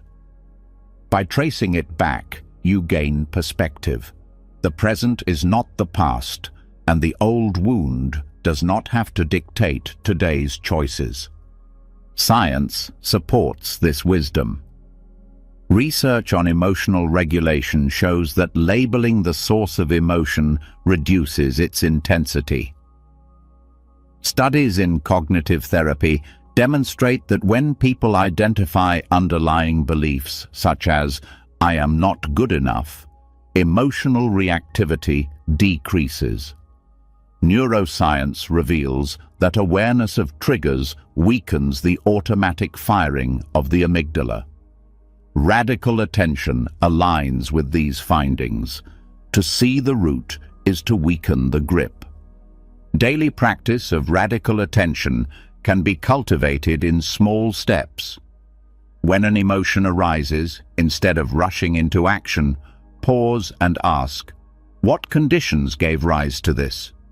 This may lead you to physical states: hunger, fatigue, mental habits, perfectionism, comparison, or external triggers, a sharp word, a delay. By identifying the condition, you disarm the illusion of randomness.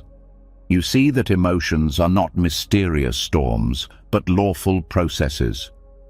Meditation provides a training ground for this skill. Sit quietly and observe the stream of thoughts and feelings. When restlessness appears, look closely. Is it the body's discomfort, the mind's craving for stimulation, or an echo of unfinished business? When sadness arises, trace it. Is it memory, unmet expectation, or loneliness? Each time you identify a root, the emotion shifts. You learn that attention itself is transformative.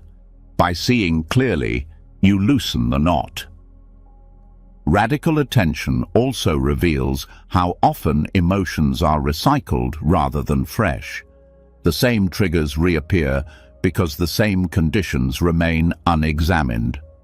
For example, a person may repeatedly feel jealousy in relationships. By tracing it back, they discover the root belief: "I am not worthy of love." Without addressing this root, jealousy continues to sprout.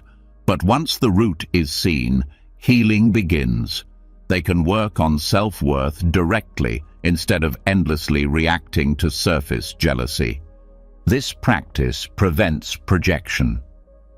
Projection happens when you misinterpret the present through the lens of the past. Someone's silence feels like rejection because you project an old wound onto it. Radical attention interrupts this. It asks, is this silence truly rejection, or is it simply silence? By questioning the root, you avoid unnecessary suffering. In relationships, radical attention can end destructive cycles. Instead of reacting to your partner's sharp tone with immediate defensiveness, you pause and trace, what is being touched here? Is it pride, fear of abandonment, exhaustion? By naming the root, you prevent escalation. Instead of two egos clashing blindly, there is space for understanding. Over time, this habit builds trust because your responses are grounded in awareness, not reflex. Radical attention also extends to joy and delight.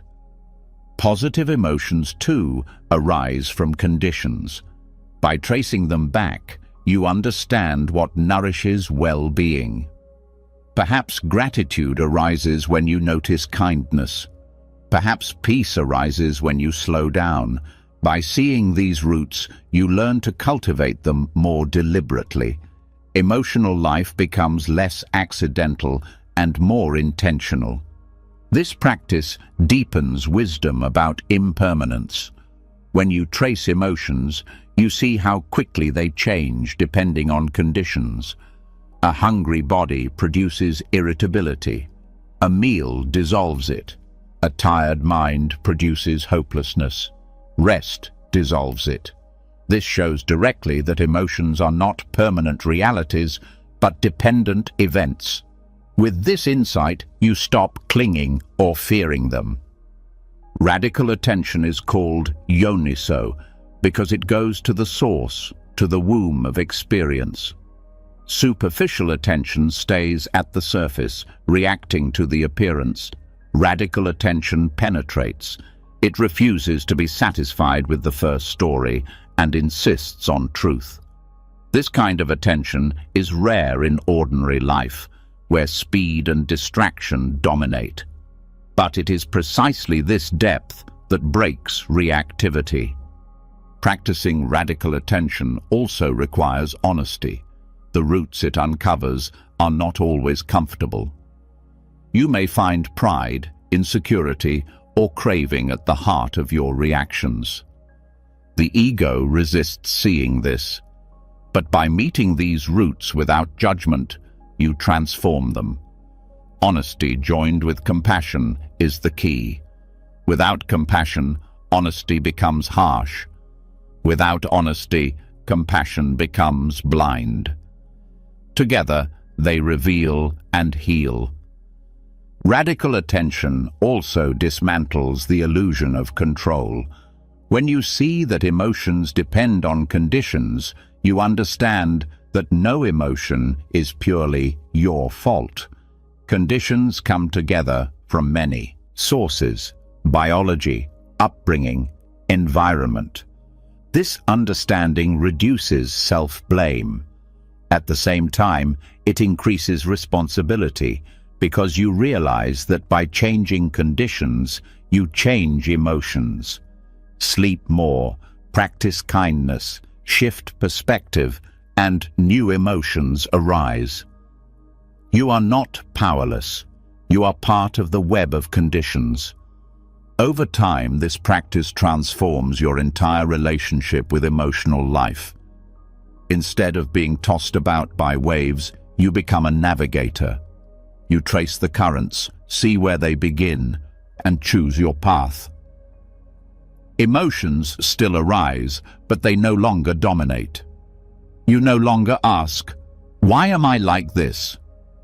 With despair, you ask, "What conditions created this, and what conditions will dissolve it?" This shift alone undoes much suffering. Radical attention is not about perfection. It is about continual curiosity. Each moment of awareness uncovers something new. Each traced emotion teaches you more about the machinery of the mind. Slowly, patterns that seemed unbreakable reveal their seams. The more you look, the more freedom you find. From the gentleness of non-violence, you now step into the clarity of radical attention. By tracing emotions back to their root, you undo the cycle of reactivity and reclaim the power to respond with wisdom. This practice does not deny emotions. It reveals their nature, their birth, their impermanence. And in that revelation lies freedom, the freedom to live without being ruled by unseen forces. When you begin to trace emotions back to their roots, a truth becomes clear. Conditions shape everything. No thought, no mood, no reaction arises in isolation. And one of the most powerful conditions shaping your inner world is the company you keep. The people around you either feed clarity or cloud it, nurture compassion or inflame anger, steady your mind or scatter it. This is why the Buddha placed such weight on kalyana mittata, noble friendship. To walk this path fully is not only to cultivate presence within, but also to choose carefully the relationships that surround you. Noble friendship is not defined by convenience or shared interest alone. It is not simply having people to spend time with. It is about being with those who uplift your mind and heart, those whose presence calls forth your best qualities rather than your worst. When you are with noble friends, generosity feels natural, patience arises more easily, and wisdom becomes contagious. Their presence itself is practice. In contrast, when you are surrounded by those caught in greed, hostility, or heedlessness, your own mind is pulled in that direction. No one is immune to the influence of others. The Buddha once said that noble friendship is not half of the spiritual life, it is the whole of it. This was not exaggeration, but recognition of how deeply relationships condition the mind. Even the strongest discipline falters when constantly fed by unwholesome influence. And even the weakest resolve can grow strong when supported by companions of integrity. Noble friendship is both shield and fuel. It protects against decline and strengthens the path forward. At its core, noble friendship is built on qualities that mirror the teachings themselves. There is honesty without cruelty, support without attachment, encouragement without flattery. A noble friend points you back to your values when you drift. They remind you of impermanence when you cling. They hold space for your suffering without judgment and rejoice sincerely in your joy. Such friendship is rare, but when found, it becomes a treasure more valuable than wealth or status. This principle extends beyond individuals to the collective atmosphere you inhabit. Workplaces, families, and communities all carry emotional climates. Some cultivate constant competition and comparison, feeding insecurity. Others nurture cooperation and mindfulness, fostering peace. By choosing where to invest your energy, you are shaping the conditions of your own heart. To practice noble friendship means to align yourself with environments that strengthen clarity and kindness. But noble friendship is not only about receiving support, it is also about offering it. You become a condition in the lives of others. Your words, your presence, your choices ripple outward. Practicing kalyana mittata means asking yourself, do I feed confusion or clarity in those around me? Do I deepen their suffering through judgment or lighten it through understanding? Each interaction is an opportunity to embody noble friendship for someone else, This mutuality creates a network of support. In times of struggle, noble friends steady you. In times of growth, you steady them. Together, the path becomes less lonely and more sustainable. Isolation makes the mind vulnerable to its old habits, but friendship strengthens resilience. Even a few moments of mindful conversation can redirect the mind from despair to hope, from anger to patience. Modern psychology affirms this ancient truth. Studies show that emotions are contagious. People unconsciously synchronize moods with those around them. Stress spreads through social networks, but so does joy, calm, and kindness. Long-term research also demonstrates that supportive relationships are among the strongest predictors of well-being and longevity. The science echoes what the Buddha taught centuries ago. Who you walk with shapes how you live.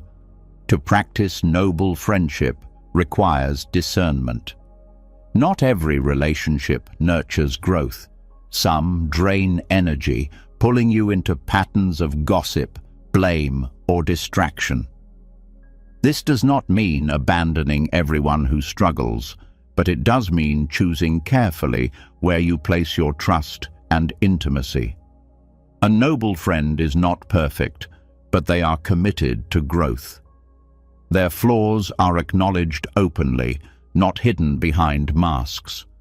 Their presence, even in imperfection, encourages you toward integrity. This discernment also applies to how you engage with media and culture. In the modern age, friendship is not only physical. The voices you listen to, through books, music, conversations, or online spaces, become companions shaping your mind. Choosing noble friendship means curating these influences with care. Which voices feed wisdom? Which feed division or despair? To be mindful here is to practice non-violence toward your own mind. Noble friendship also demands vulnerability. You cannot receive its full benefit if you hide behind masks. Opening to genuine connection requires trust, honesty, and willingness to be seen in your struggles. Many avoid this because they fear judgment, but in noble friendship, vulnerability is not weakness. It is the ground for true growth. When you reveal your wounds, you create the possibility for healing support. When you share your aspirations, you allow encouragement to strengthen them. Equally, noble friendship requires patience. Just as you are shaped by others, you also shape them. At times, you will be the stronger one, lifting another. At times, you will falter, and they will lift you. This give and take is natural. What makes it noble is the shared commitment to return again and again to kindness and mindfulness, even after conflict or misunderstanding. Such friendships endure not because they are free of difficulty, but because they are rooted in deeper values. In daily life, cultivating noble friendship can begin with small shifts. Reach out to someone who steadies your mind and make space for regular connection. Join communities that value mindfulness, compassion, and service. Limit time with those whose influence repeatedly leads you into restlessness or harm. Offer encouragement when others struggle and celebrate sincerely when they succeed. These simple choices, repeated over time, transform the emotional climate of your life. The practice also extends inward. Becoming a noble friend to yourself means treating your own mind with honesty and care. Instead of indulging harmful thoughts, you guide yourself gently back to clarity, just as a noble friend would.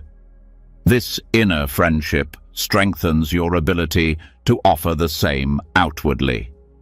Over time, the influence of noble friendship reshapes the very atmosphere of your being. Negative moods dissolve more quickly because supportive voices remind you of perspective. Doubt weakens because encouragement reinforces your path. Joy deepens because it is shared. And when hardships come, you are not alone. You are held in a web of steady presence. The Buddha emphasized that liberation is not a solitary achievement, but a collective endeavor. Even the most advanced practitioners flourished because of the guidance, support, and companionship of others. To practice Kalyanamitata is to align yourself with this truth, that we rise together, that friendship itself can be a path of awakening. From tracing the roots of emotions, you now step into the recognition that your roots are also nourished by the company you keep.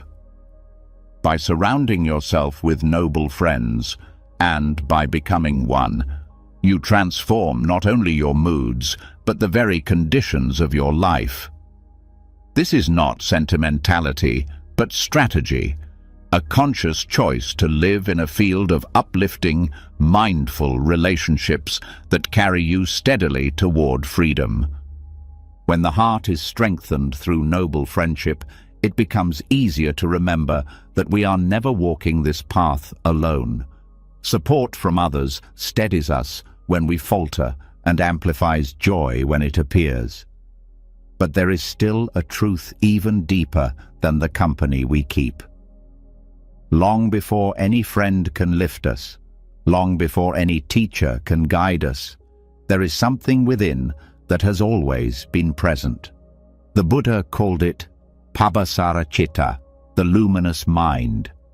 To recognize this is to discover that beneath every restless thought, every cloud of doubt or sorrow, there remains a radiance that cannot be stained. Most people never realize this because they mistake the passing clouds for the whole sky. Thoughts arise, self-criticism, regret, fear, and they assume this defines their mind. But these thoughts are temporary weather. The luminous mind is not destroyed by them. It only appears hidden. Just as the sun continues to shine even on a stormy day, the mind remains naturally radiant beneath confusion. Recognizing this truth shifts everything. You stop trying to create purity from scratch and begin uncovering what has always been there. This principle is not a poetic metaphor, but a direct experience. When you observe the mind closely, you notice that every thought arises and falls. Between thoughts, there is a gap, open, clear, spacious. That gap is not empty in a dead sense. It is alive, bright, aware. This is the luminosity the Buddha pointed to. It is not something you add to the mind. It is revealed when agitation subsides. Meditation offers countless glimpses of this, moments when the chatter pauses and a clear stillness shines through. That stillness is not dull, it is vibrant, like water reflecting the sky once the ripples fade. Understanding this reshapes your relationship with emotions. When anger arises, you can see it as a cloud. It feels thick, but it passes. The luminous mind is not touched by its fire. When sadness appears, it feels heavy, but it too dissolves. What remains is clarity, untouched by sorrow. This recognition gives hope. No matter how dark the mood, the radiance beneath it remains. You are not broken. You are simply obscured temporarily. Psychology echoes this truth. Studies in resilience show that beneath trauma and stress, people retain a capacity for recovery. Healing does not create strength from nothing. It uncovers strength that was always there. Neuroscience also suggests that the brain has default states of calm and openness, disrupted only when stress circuits fire. When those circuits calm, the clarity reappears. These findings point to what Buddhism taught centuries ago. The natural state of the mind is luminous, not flawed. This realization also addresses a deep fear many carry, the belief that they are permanently damaged. Life's hardships leave scars, and the mind tells a story. I am broken beyond repair. But Pabhasara Chitta reveals that damage touches only the surface. Beneath the scars, awareness remains whole. Thoughts of unworthiness are just passing weather. The luminous mind was never harmed. This recognition is profoundly healing because it replaces despair with trust in your own innate clarity. Practicing with the luminous mind does not mean ignoring difficulties. It means remembering their true nature. When confusion arises, you do not panic. You see it as a passing obscuration. When joy arises, you do not cling. You see it as another passing cloud. Both come and go, but the sky remains. This perspective creates equanimity without indifference. You care, but you are not enslaved. Daily practice can strengthen this recognition. During meditation, when thoughts subside even briefly, note the quality of awareness that remains: clear, open, radiant. Do not try to grasp it. Simply rest in it. Over time, these glimpses become more familiar. You begin to trust the luminosity as the backdrop of all experience. Even in daily life, when overwhelmed, you can pause and ask, what is here beneath this thought? What is the space in which this feeling arises? That space is the luminous mind. Another method is reflecting on the impermanence of thoughts. Write down a stream of self-critical ideas, then notice how quickly they change. If thoughts were the essence of mind, they would not vanish so easily. Their impermanence proves they are not the foundation. The luminous awareness that notices them, however, does not vanish. It remains constant through every shift. This reflection points you again to the radiance beneath. Recognizing the luminous mind also deepens compassion. When you see that your own awareness is naturally clear, you realize the same is true for others. Beneath their anger or ignorance lies the same radiance, temporarily clouded. This understanding softens judgment. You no longer see people as defined by their worst moments. You see their clouds without forgetting their sky. This view allows patience, even in difficult relationships. The luminous mind also offers freedom from fear of failure. Many hesitate to practice deeply because they believe they must perfect themselves before touching clarity. But Pabhasara Chitta shows that clarity is already present, no matter how imperfect you feel. Practice is not about manufacturing purity, but removing what blocks your view. This insight reduces striving. You practice not to become luminous, but to uncover the luminosity already within. Over time, this recognition reshapes identity. Instead of defining yourself by passing emotions, I am anxious, I am angry, I am hopeless, you begin to identify with the luminous awareness itself. You realize, I am the space in which these arise, not the clouds themselves. This shift transforms suffering because you stop clinging to every passing state as your identity. You rest more and more in the radiance that cannot be stained. This teaching also connects to creativity and inspiration.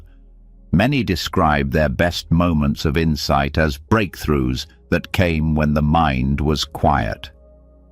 These insights are not random. They arise when the luminous mind is unobstructed. By cultivating stillness, you access a natural well of clarity and creativity that is always there.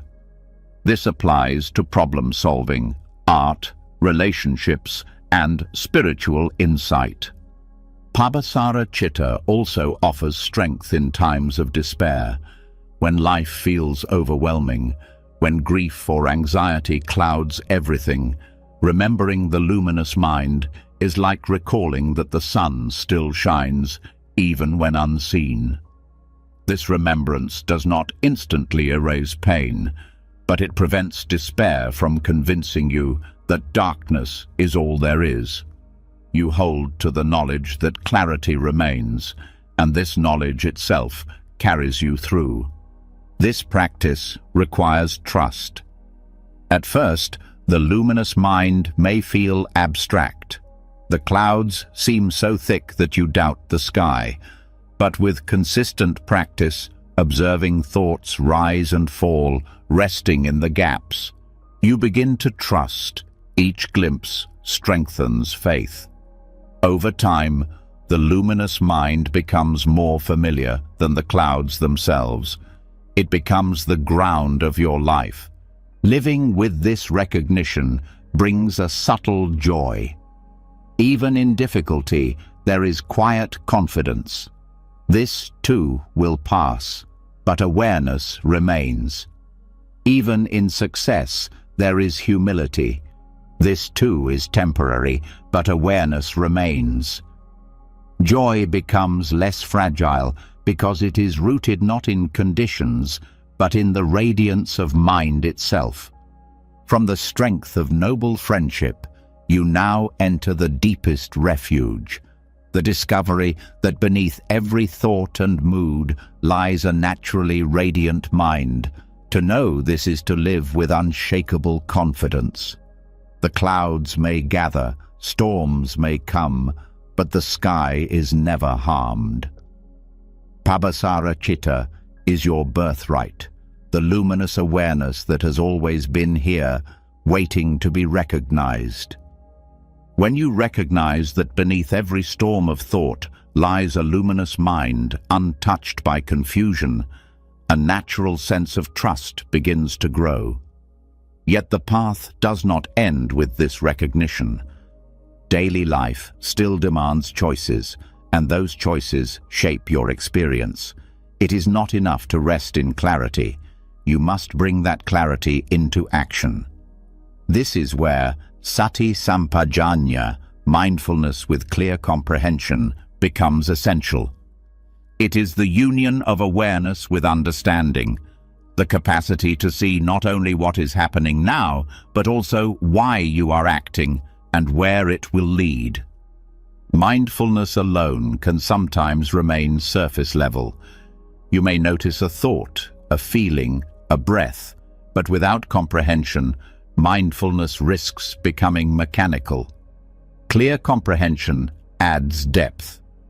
It asks, what is the purpose of this action? Is it skillful or unskillful? Will it lead to suffering or to freedom? This kind of awareness prevents impulsive reactions because it holds the whole picture, not just the momentary detail. Consider the difference in a simple interaction. Someone criticizes you. With basic mindfulness, you notice anger rising. With sati sampajanya, you go further. You recognize anger, you understand its cause, and you also comprehend the possible outcome of reacting harshly.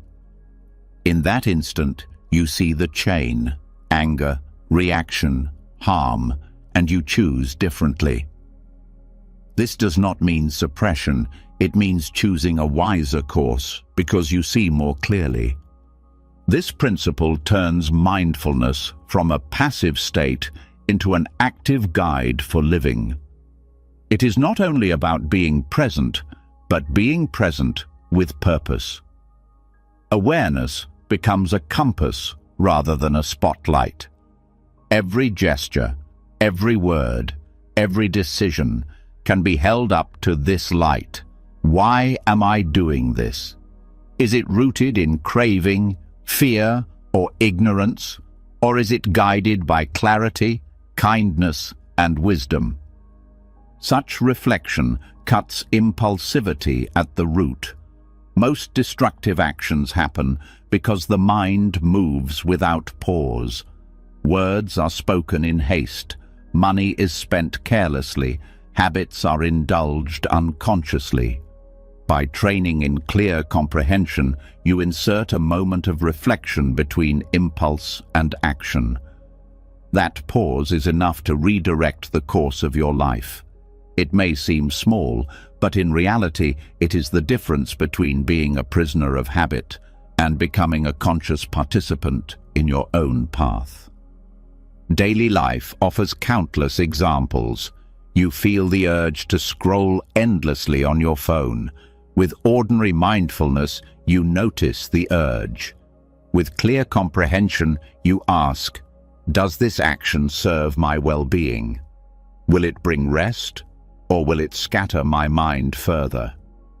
This questioning is not moralistic, but practical.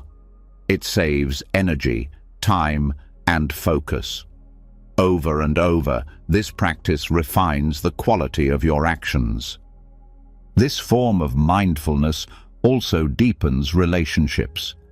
In conversation, you may feel the impulse to interrupt or defend yourself. Sati Sampajanya invites you to pause. What is my purpose in speaking now? Will my words clarify or harm? That reflection shapes communication. It turns speech from reflex into a tool for connection.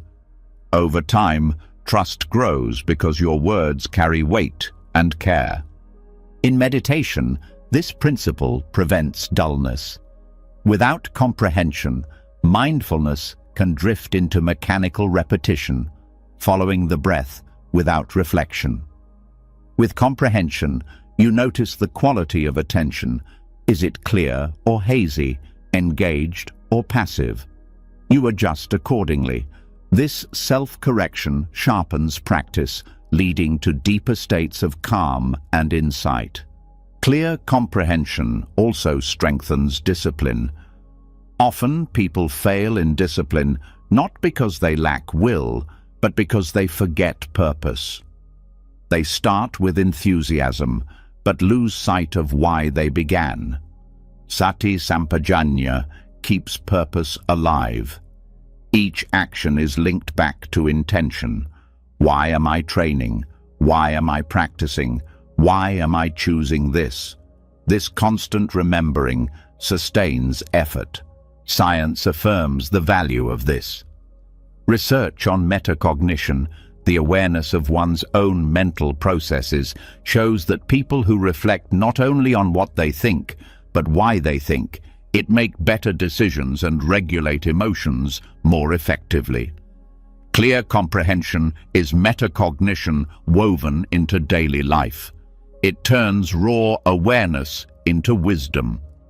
This practice also prevents self-deception. The mind is clever at justifying harmful habits. It says, I deserve this, or it doesn't matter, just this once. With clear comprehension, you see through these excuses. You ask, is this action aligned with my deeper values? Does it support freedom or entanglement? By questioning honestly, you prevent the slide into unconscious living. Over time, this principle transforms how you approach even the smallest acts. Eating becomes not just consumption, but awareness of nourishment and moderation. Walking becomes not just movement, but awareness of body and intention. Work becomes not just survival, but awareness of contribution and growth. Each act, when paired with comprehension, becomes practice. Life itself becomes the meditation hall. One of the subtle powers of Sati Sampajanya is that it reduces regret. Regret often arises when actions are taken without reflection. Words are spoken, then lamented. Choices are made, then questioned. By acting with clear comprehension, you reduce these regrets because each action is intentional. Even if mistakes occur, you know they were made with awareness, and so they become lessons rather than lifelong burdens. This principle also prepares the mind for crisis. In moments of stress, the untrained mind reacts blindly, often worsening the situation. But with practice in clear comprehension, you retain presence even under pressure. You ask, what is the wisest action here? You see the chain of consequences before it unfolds. This steadiness in crisis is not luck. It is the fruit of training attention and comprehension in ordinary moments, so that in extraordinary ones it holds firm. To cultivate this practice, begin by pairing mindfulness with a simple inquiry throughout the day. What am I doing? Why am I doing it? Ask this while walking, eating, working, or speaking. At first it may feel awkward, but with repetition it becomes natural. The purpose is not to overanalyze, but to reconnect action with intention. This habit alone cuts a vast amount of unconscious reactivity. Equally, this practice requires gentleness. Clear comprehension is not about harshly judging motives, it is about curiosity. When you find that an action is driven by craving or fear, you do not condemn yourself. You simply notice and adjust. Over time, this curiosity becomes second nature. The mind learns to align itself with clarity without force. This form of mindfulness also supports wisdom by showing directly the law of cause and effect. When you act out of anger, you see the tension it creates. When you act out of kindness, you see the ease it brings. By observing this repeatedly, you stop needing external rules to guide you. The truth of consequences becomes your teacher. In this way, Sati Sampajanya is both practical and profound. Practically, it shapes daily choices, preventing harm and fostering growth. Profoundly, it reveals that mindfulness is not passive awareness, but a living intelligence that guides action. It integrates clarity into the fabric of life, turning each moment into an opportunity for freedom. From recognizing the luminous nature of mind, you now step into the discipline of living with that clarity in every act. With mindfulness joined to comprehension, impulsive reactivity dissolves and life itself becomes a field of wisdom. This is Sati Sampajanya, the art of awareness that not only sees the present but understands its purpose, ensuring that every step is taken with clarity and care. When mindfulness joins with clear comprehension, your actions gain purpose. You begin to see not only what you are doing, but why you are doing it. And this understanding brings freedom from impulsive patterns, yet clarity alone is not enough. A sharp mind without a soft heart can easily become rigid, critical, or cold. To live with balance, awareness must be infused with warmth. The next step is metta bhavana, the cultivation of loving kindness, a deliberate training of the heart to radiate goodwill to oneself and others. Loving kindness is not sentimentality or blind optimism. It is a disciplined practice of reshaping the emotional climate from hostility to care. The human mind easily tilts toward resentment, suspicion, or insecurity. Old hurts replay, grudges harden, and comparisons breed envy. Left unchecked, these states poison the heart and cloud judgment. Metta bhavana systematically replaces them with goodwill. It is not about forcing affection, but about training intention. With repetition, the default stance of the mind shifts from hostility to kindness. The practice begins with oneself. Many struggle here, thinking self-directed kindness is selfish. But without a foundation of goodwill toward yourself, kindness toward others becomes fragile.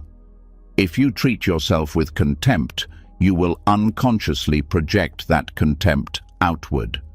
Metta toward oneself is not indulgence, it is healing.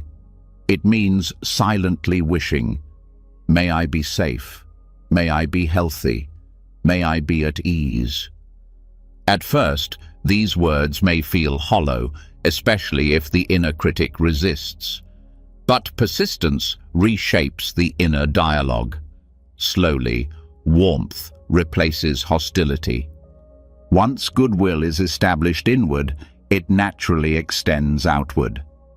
You begin with someone you love easily. You call them to mind and silently wish for their well-being. May you be free from suffering. May you live with peace. As you repeat these wishes, your heart grows lighter.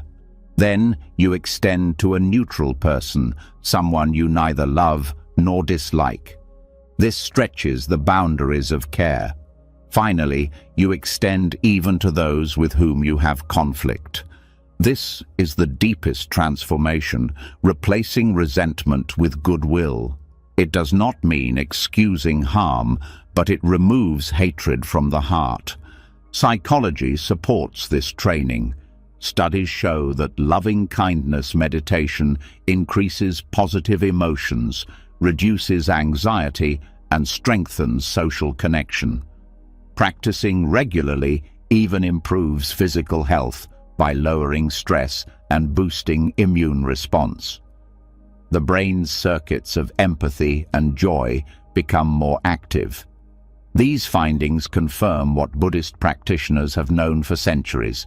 Metta bhavana rewires the mind toward kindness. Loving kindness also neutralizes insecurity.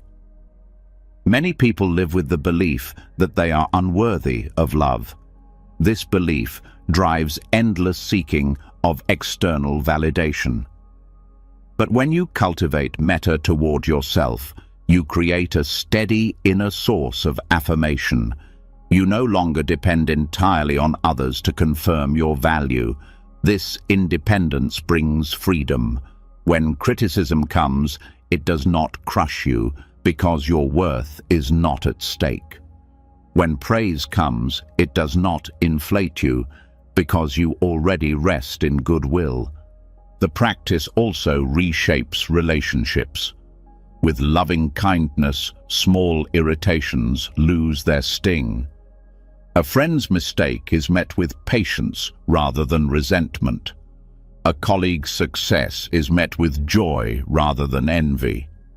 Conflicts still arise, but they are resolved more quickly because hostility no longer fuels them. Over time, relationships deepen because others sense the safety of your presence. They know they are not secretly judged, but held in goodwill. Metta bhavana also expands beyond personal circles.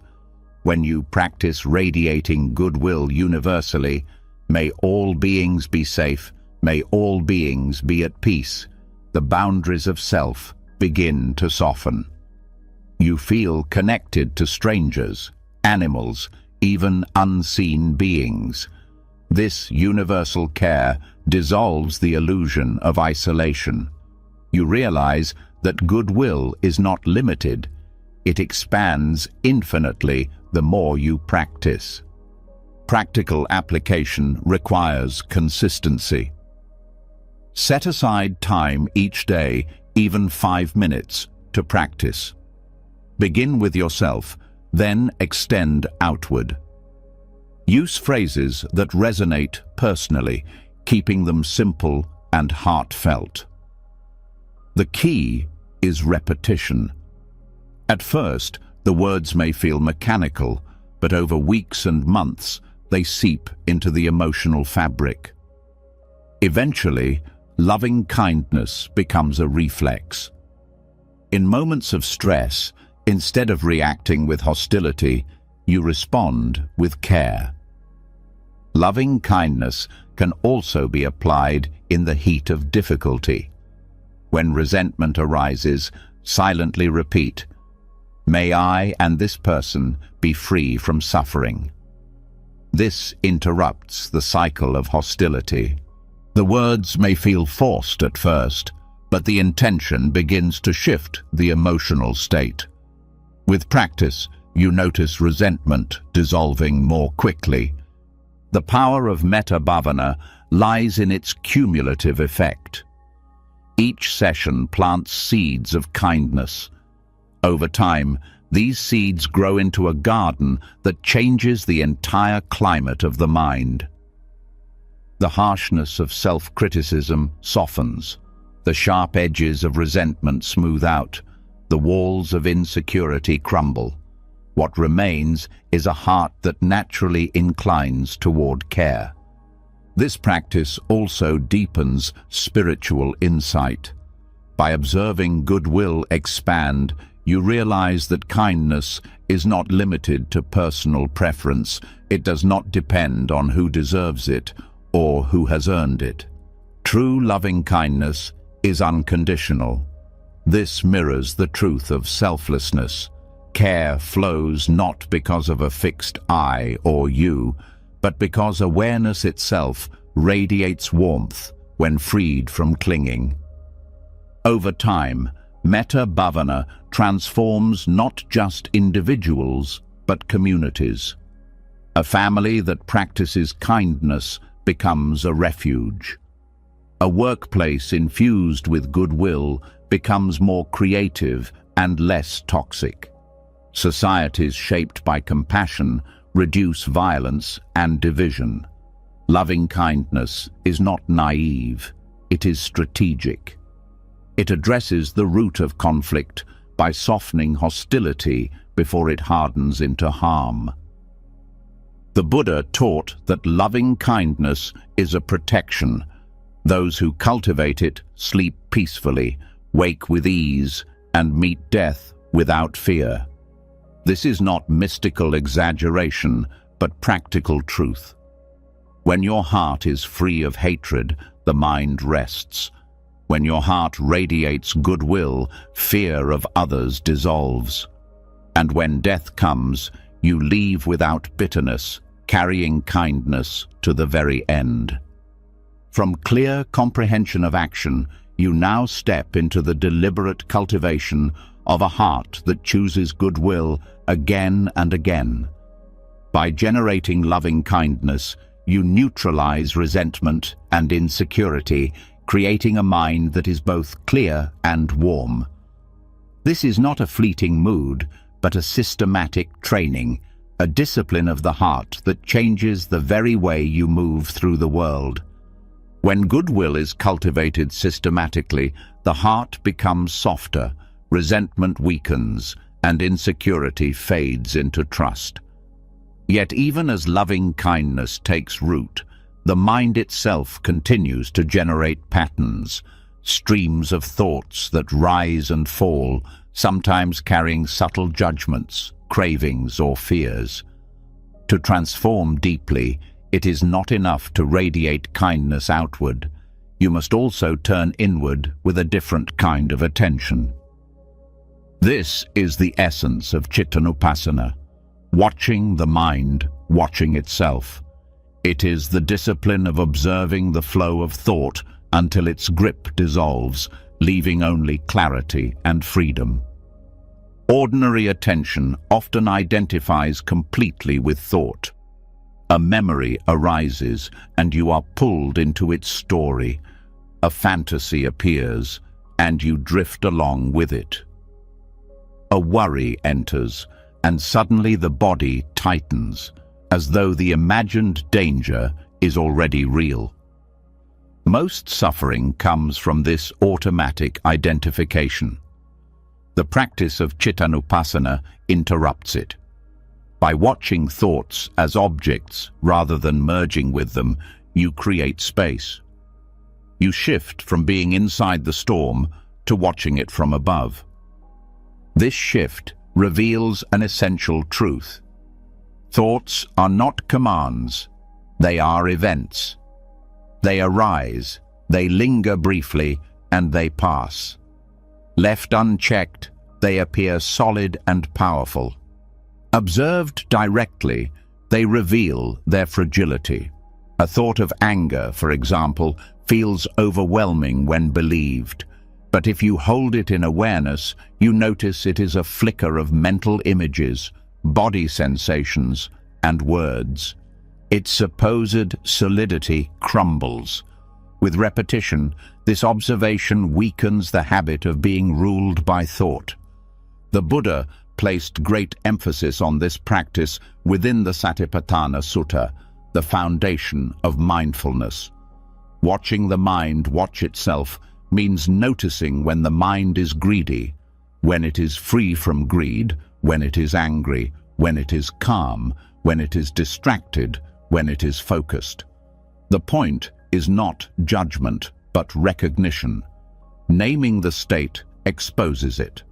Once seen clearly, it cannot bind you as strongly. This practice brings a freedom unlike any other. Suppose jealousy arises. Without observation, it dictates your mood, your words, even your choices. With Chittanupassana, you notice jealousy is present. You see its physical echo, the tightening in the chest, the restlessness of thought.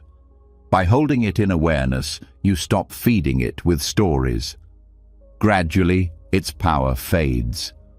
What once felt like a force of nature becomes manageable, dissolving in the light of observation. Psychology supports this ancient method. Research on metacognition, awareness of thinking itself, shows that it reduces emotional reactivity and improves regulation. Practices such as thought labeling, derived from Buddhist techniques, are used in modern therapy to treat anxiety and depression. By stepping back from thought, people gain perspective. They learn they are not their thoughts, but the awareness in which thoughts arise. Meditation is the most direct training ground for Chittanupassana. Sitting quietly, you watch the stream of consciousness without trying to stop it. A memory appears, you note remembering. A plan arises, you note planning. A judgment surfaces, you note judging. Each label separates awareness from content. With practice, the intensity of thoughts weakens. What once felt like an unstoppable torrent becomes more like leaves drifting on water. Daily life also offers practice. In conversation, notice when judgmental thoughts arise. Instead of believing them, silently acknowledge judging is present. In stressful moments, when worry spins stories of failure, notice worrying is present. This recognition alone often reduces the grip. The thought may remain, but you are no longer fused with it. You stand as witness rather than prisoner. This practice also reveals deeper patterns. Over time, you may notice that certain thoughts recur with remarkable consistency. Perhaps the mind often repeats, "I am not enough." Perhaps it spins images of rejection or failure. Watching these patterns repeatedly weakens their authority. You realize they are habits, not truths. This realization is liberating. The grip of old conditioning loosens simply because you stop believing the thought each time it returns. Importantly, Chittanupassana is not about suppressing thought. Suppression creates tension and backfires. The point is observation with curiosity. Thoughts are allowed to arise naturally. By meeting them with attention rather than resistance, they lose energy. They thrive on identification and struggle. They fade in observation. This practice also deepens the understanding of impermanence. Watching thought closely, you see how quickly it changes. An angry thought lasts seconds before giving way to another. A worry flickers, then shifts to distraction. This observation makes it impossible to believe that thoughts define you. They are transient events, not permanent features. The recognition that this too passes becomes direct and undeniable. Over time, the mind itself begins to trust this process. At first, observation feels effortful, but gradually, the mind learns to rest in awareness naturally. Thoughts come and go without clinging. This is the beginning of true mental freedom. You are no longer driven by every passing impulse. Instead, you act with clarity. The space between thought and action grows wider, allowing wisdom to guide choice. The benefits extend beyond the cushion. In daily stress, when the mind spins stories of catastrophe, you can step back and note, catastrophizing is present. That simple act prevents panic from fully taking hold. In conflict, when judgment and blame arise, you note, blaming is present. The recognition itself disarms hostility. This is how watching the mind, watching itself, transforms not only inner states, but also outer interactions. Chittanupassana also reveals the luminous quality of awareness itself. As you observe thought after thought dissolve, what remains is the clear space in which they appear. This space is not created by effort. It is the natural backdrop of mind. Recognizing it brings profound peace. You realize that awareness itself is untouched by the thoughts it holds. Anger may flare, sorrow may surge, but awareness remains open, unscathed. This recognition dissolves the deepest level of identification. Not only do you stop believing thoughts, you stop believing you are the thinker. You see that thoughts arise on their own, shaped by conditions, without a permanent agent behind them. Watching the mind watch itself reveals the absence of a fixed self. There is awareness. There are thoughts, but no solid I controlling them. This insight is liberating, as it uproots the illusion at the heart of suffering. Practical exercises can make this tangible. Throughout the day, set reminders to pause and ask, what is the state of my mind right now? Perhaps it is restless, calm, irritated, joyful. Naming the state strengthens awareness. With time, you begin to recognize shifts earlier and earlier, catching patterns before they solidify into moods.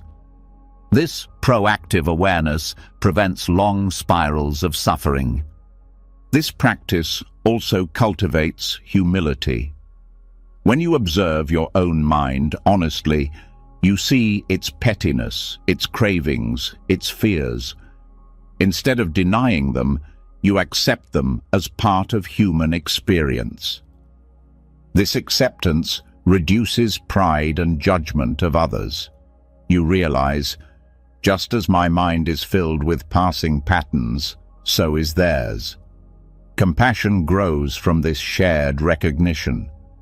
Over time, the habit of watching the mind, watching itself, becomes second nature. You no longer need long sessions of reflection. Awareness tracks itself even in the midst of activity. Walking, working, speaking, you remain subtly aware of mental patterns. This is not distraction, but integration. Life itself becomes meditation. From cultivating loving kindness, you now step into the discipline of direct observation. By watching the mind watch itself, you dissolve the grip of thought patterns and uncover the freedom that was always present.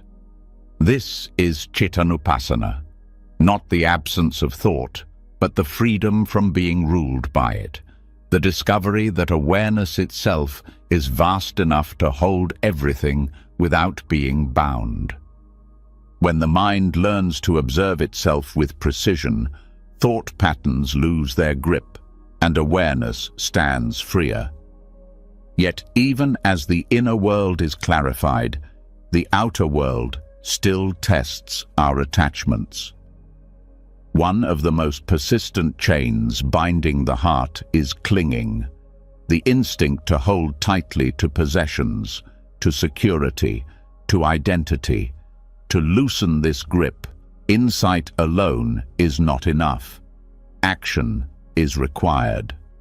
This is where dana, the practice of generosity, becomes not just an act of kindness, but a doorway to liberation. Generosity is often reduced to charity, a matter of giving money or resources to those in need. But in the Buddhist path, dana is far more radical. It is the conscious act of releasing grasping, the decision to let go when instinct says to hold on. Each act of giving, whether material or intangible, strikes at the root of fear and scarcity. It transforms not only the receiver, but the giver, because it weakens the illusion that happiness comes from accumulation. Fear often hides beneath attachment. You hold on to possessions out of fear of lack. You cling to relationships out of fear of abandonment. You cling to status out of fear of being unseen. But fear grows stronger the more you feed it. Dana reverses this cycle. By giving away what you fear to lose, you prove to yourself that freedom lies not in possession, but in release.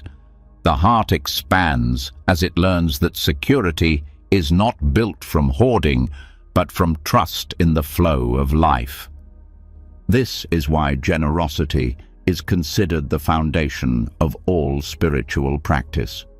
Without it, meditation and wisdom are easily corrupted by self-interest.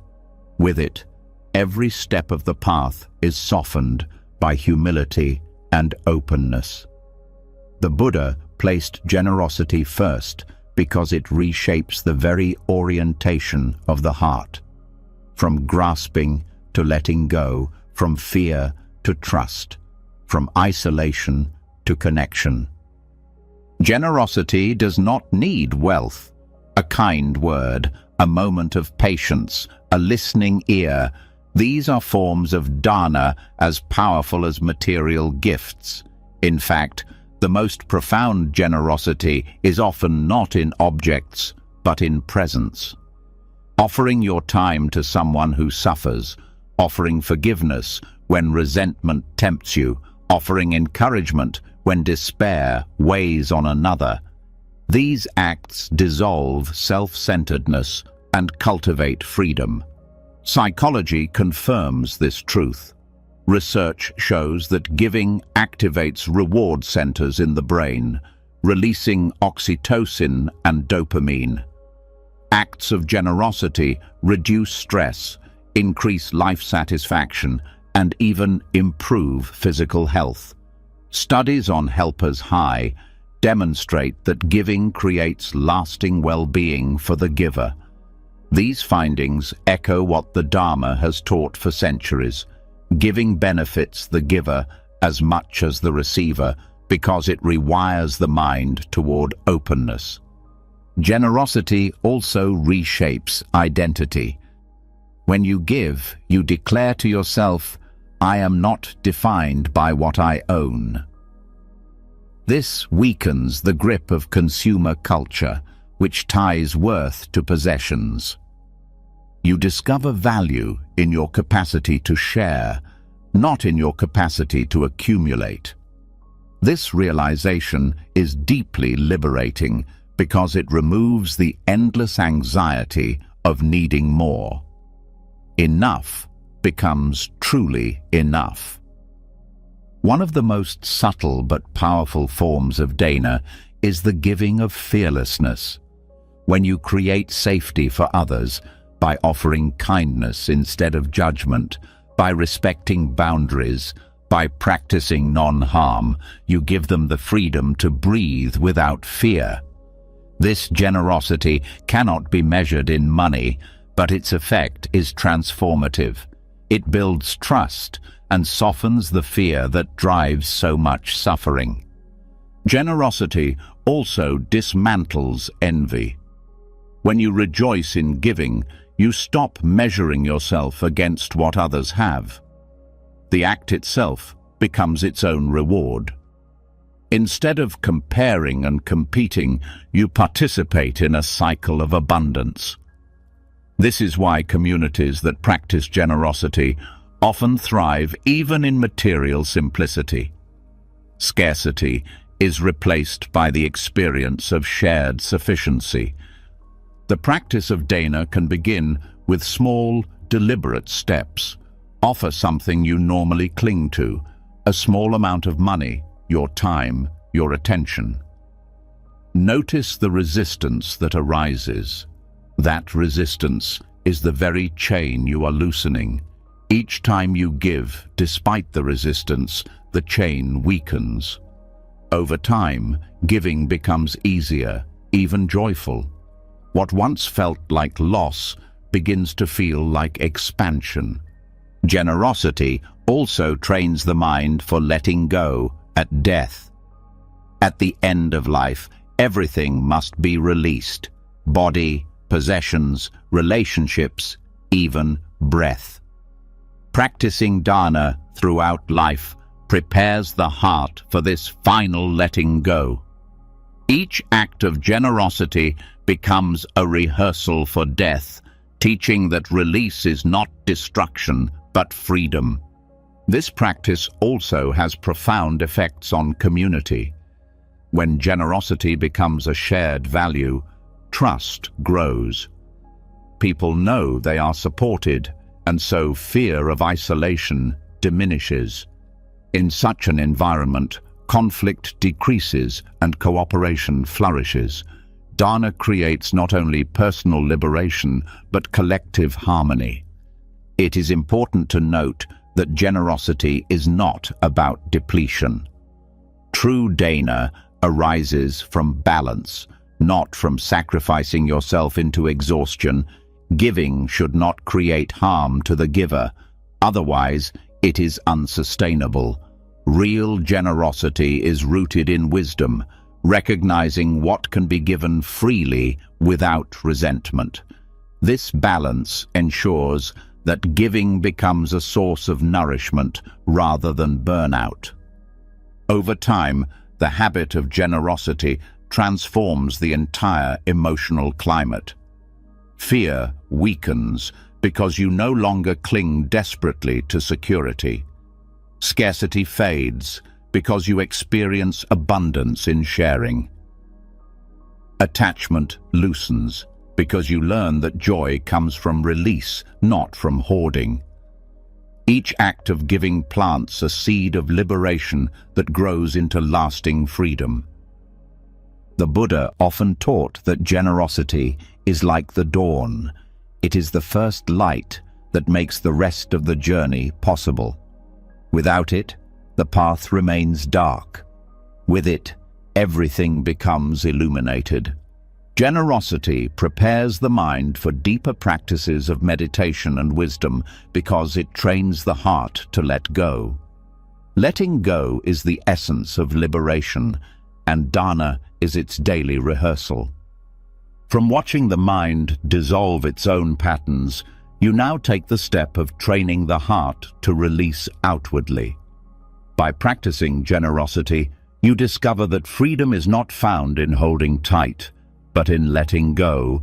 Dana becomes liberation in action, transforming fear into trust, scarcity into abundance, and attachment into freedom. When generosity becomes a way of living, the heart learns the art of release.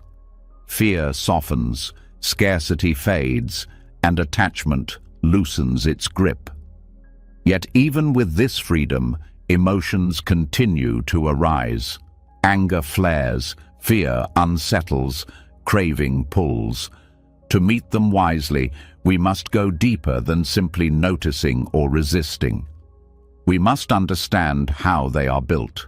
This is where pratitya samutpada, dependent origination, reveals its power. It shows that no emotion stands alone. Each exists only because of a web of conditions. By tracing that web, the illusion of solidity unravels, and with it, the chains of reactivity. Dependent origination is one of the most profound insights of the Buddha's teaching. It dismantles the belief that emotions are random forces or permanent traits. Instead, it shows that they arise because causes and conditions converge. Anger is not born in a vacuum. It emerges when expectation collides with frustration, when ego feels threatened, when memories of past injustice resurface. Fear does not exist independently. It depends on perception of danger, on stories projected into the future, on the body's survival reflex. Craving does not stand alone. It relies on the sense of lack, on habit, on the belief that fulfillment lies outside. When you see emotions in this way, you realize they are not fixed realities, but woven patterns that can be untangled. The power of this insight is that it undermines the instinct to take emotions personally. Without understanding, anger feels like my anger, shame feels like my flaw, craving feels like my weakness. With dependent origination, the frame shifts. Anger arises because of conditions, shame arises because of conditions, craving arises because of conditions. You are not the origin of these forces. You are the ground in which they temporarily appear. This shift alone softens suffering. Let us look at anger more closely. You may feel wronged and believe the emotion is inevitable, but if you trace the chain, you might see that anger began with an expectation. They should treat me differently. That expectation created vulnerability. When the expectation was unmet, irritation arose. The irritation triggered bodily sensations, tight chest, heat in the face, which were interpreted as fuel for anger. Thoughts piled on, recalling past grievances, adding intensity. The web grew until it seemed like a single force called anger. But when each link is seen separately, the illusion of inevitability collapses. Remove expectation, and the chain weakens. Question the story, and the fire cools. Attune to the body, and the surge passes. Anger dissolves not by suppression, but by unraveling its conditions. Fear functions similarly. At its root lies perception of threat. Sometimes the threat is real, but often it is imagined or magnified by memory. The body reacts, heart races, breath shortens, and the mind interprets this as confirmation that danger is near. Thoughts of failure, rejection, or loss intensify the cycle. Soon fear feels overwhelming, but dependent origination shows that fear is not one monolithic block. It is the convergence of perception, bodily reaction, and mental stories. By examining each piece, fear is dismantled. You calm the body, question the story, clarify perception. Without its web, fear cannot survive. Craving is perhaps the clearest example of dependent origination. Desire arises when the mind perceives lack. I do not have enough. I am not enough. This sense of lack triggers longing for something external, a possession, a person, an achievement. The body responds with excitement. The mind spins fantasies of fulfillment. The craving grows stronger the more it is fed, yet its root is not the object itself, but the sense of lack.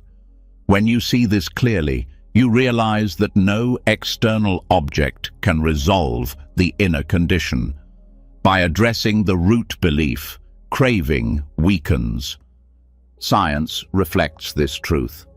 Neuroscience shows that emotions are constructed experiences, not automatic givens. They emerge when the brain interprets bodily sensations in context. This aligns with dependent origination. Emotions are not fixed. They are constructed from conditions.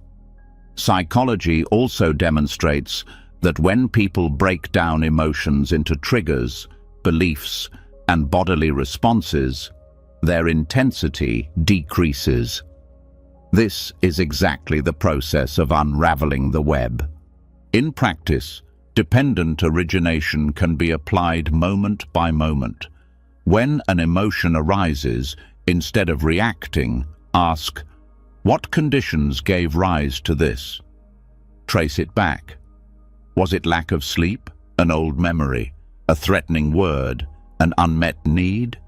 Each condition identified weakens the sense that the emotion is an absolute truth. Over time, this tracing becomes instinctive. You no longer drown in emotions. You analyze their roots and dissolve their power. Meditation deepens this skill. Sitting in silence, you watch emotions unfold. A restlessness arises. Instead of labeling it vaguely as stress, you examine, is it hunger, discomfort, boredom, or anxiety about the future? Each recognition reveals the chain.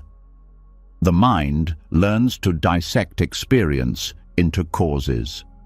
Gradually, emotions lose their authority. They are seen as patterns, not prisons. This practice also reshapes how you relate to others. When someone acts with anger, you no longer see it as their essence. You see it as conditions, stress, fear, unmet needs. This perspective invites compassion rather than retaliation. It does not excuse harm, but it explains behavior in a way that softens judgment. The same with fear or craving in others. You see conditions, not fixed flaws. This recognition transforms relationships because it dissolves blame and nurtures understanding. Dependent origination also expands insight into impermanence. If emotions arise from conditions, then when conditions change, emotions must change. This truth undermines despair. Even the heaviest sorrow is not permanent. It depends on conditions that will eventually shift. Recognizing this provides patience. You endure not because suffering is good, but because you know it cannot last. This principle also prevents arrogance. When joy or success arises, dependent origination reminds you it, too, comes from conditions, kindness from others, effort, opportunity. You cannot claim it as permanent possession. Gratitude replaces pride because you see the web that supports your joy. This balance keeps you steady in both happiness and sorrow. Daily practice can take the form of reflection. At the end of each day, review moments of strong emotion. Trace them back. What conditions gave rise? What beliefs fueled them? What bodily states contributed? This reflection trains you to see patterns more quickly in the moment. Over time, you stop asking, "Why am I like this?" and start asking, "What conditions shaped this?" The former leads to shame, the latter to freedom. The Buddha described dependent origination in 12 links, from ignorance to craving to suffering.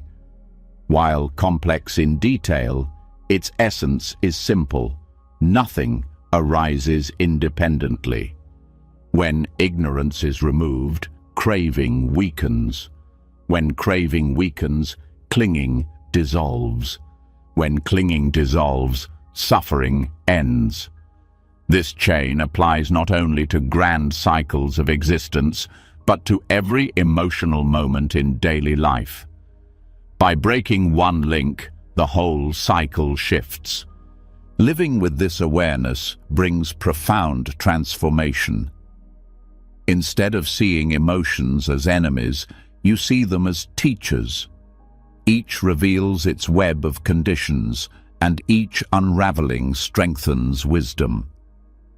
Anger becomes a lesson in unmet expectation. Fear becomes a lesson in distorted perception. Craving becomes a lesson in mistaken belief. Life itself becomes practice, every emotion a doorway to insight. From generosity's release, you now step into the wisdom of dependent origination. By seeing that anger, fear, and craving exist only in a web of conditions, you unravel their power. You discover that emotions are not unbreakable forces, but fragile constructions. And in seeing this, you find freedom, not by denying emotion, but by understanding it so deeply that its grip dissolves at the root. When you begin to see emotions as webs of conditions rather than fixed realities, a new kind of wisdom emerges. You are no longer helpless before anger, fear, or craving, because you understand the roots that sustain them. Yet insight alone is not sufficient. To live this truth requires energy, the steady application of effort that keeps practice alive in every moment. Without energy, wisdom fades into passivity. The Buddha called this virya, courageous energy, the joyful effort that transforms lethargy into vitality and sustains the path to freedom. Energy, in this sense, is not frantic busyness. It is not the restless drive that burns out through constant doing. Virya is a balanced, steady force, an inner fire fueled by purpose, not by compulsion. It is courage because it refuses to collapse before difficulty. It is joy because it arises not from strain, but from the delight of walking a path that matters. This kind of energy is what turns understanding into transformation. The danger of lethargy is subtle. It does not always appear as exhaustion. Often it appears as endless postponement. You know what nourishes you, yet you delay. You know what harms you, yet you indulge. This inertia is one of the most persistent obstacles in practice. It whispers, "I'll meditate later, I'll forgive tomorrow," I'll take action when I feel ready. Without virya, wisdom remains an idea locked in the mind, never embodied. Courageous energy arises when you see clearly that postponement is itself suffering. The longer you wait, the deeper the grooves of habit become. Effort, on the other hand, creates momentum.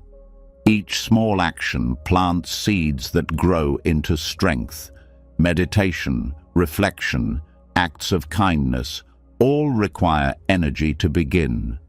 But once begun, they generate their own vitality.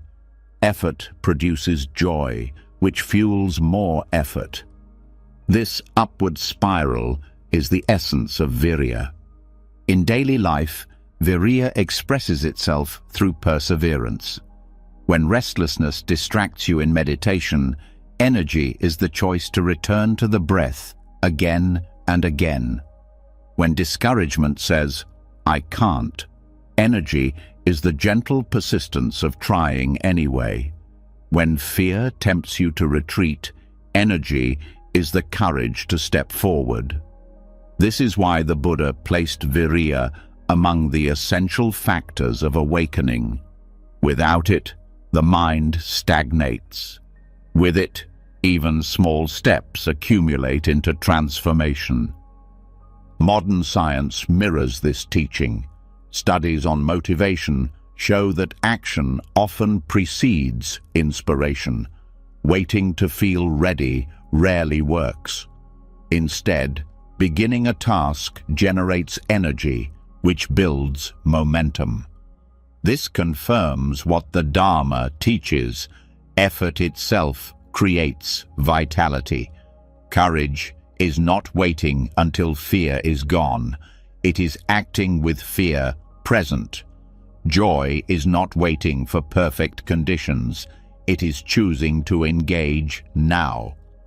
Virya also guards against complacency. Success in practice can lead to comfort. A few moments of peace, and the mind says, "Enough." But without sustained effort, peace fades. Energy ensures continuity.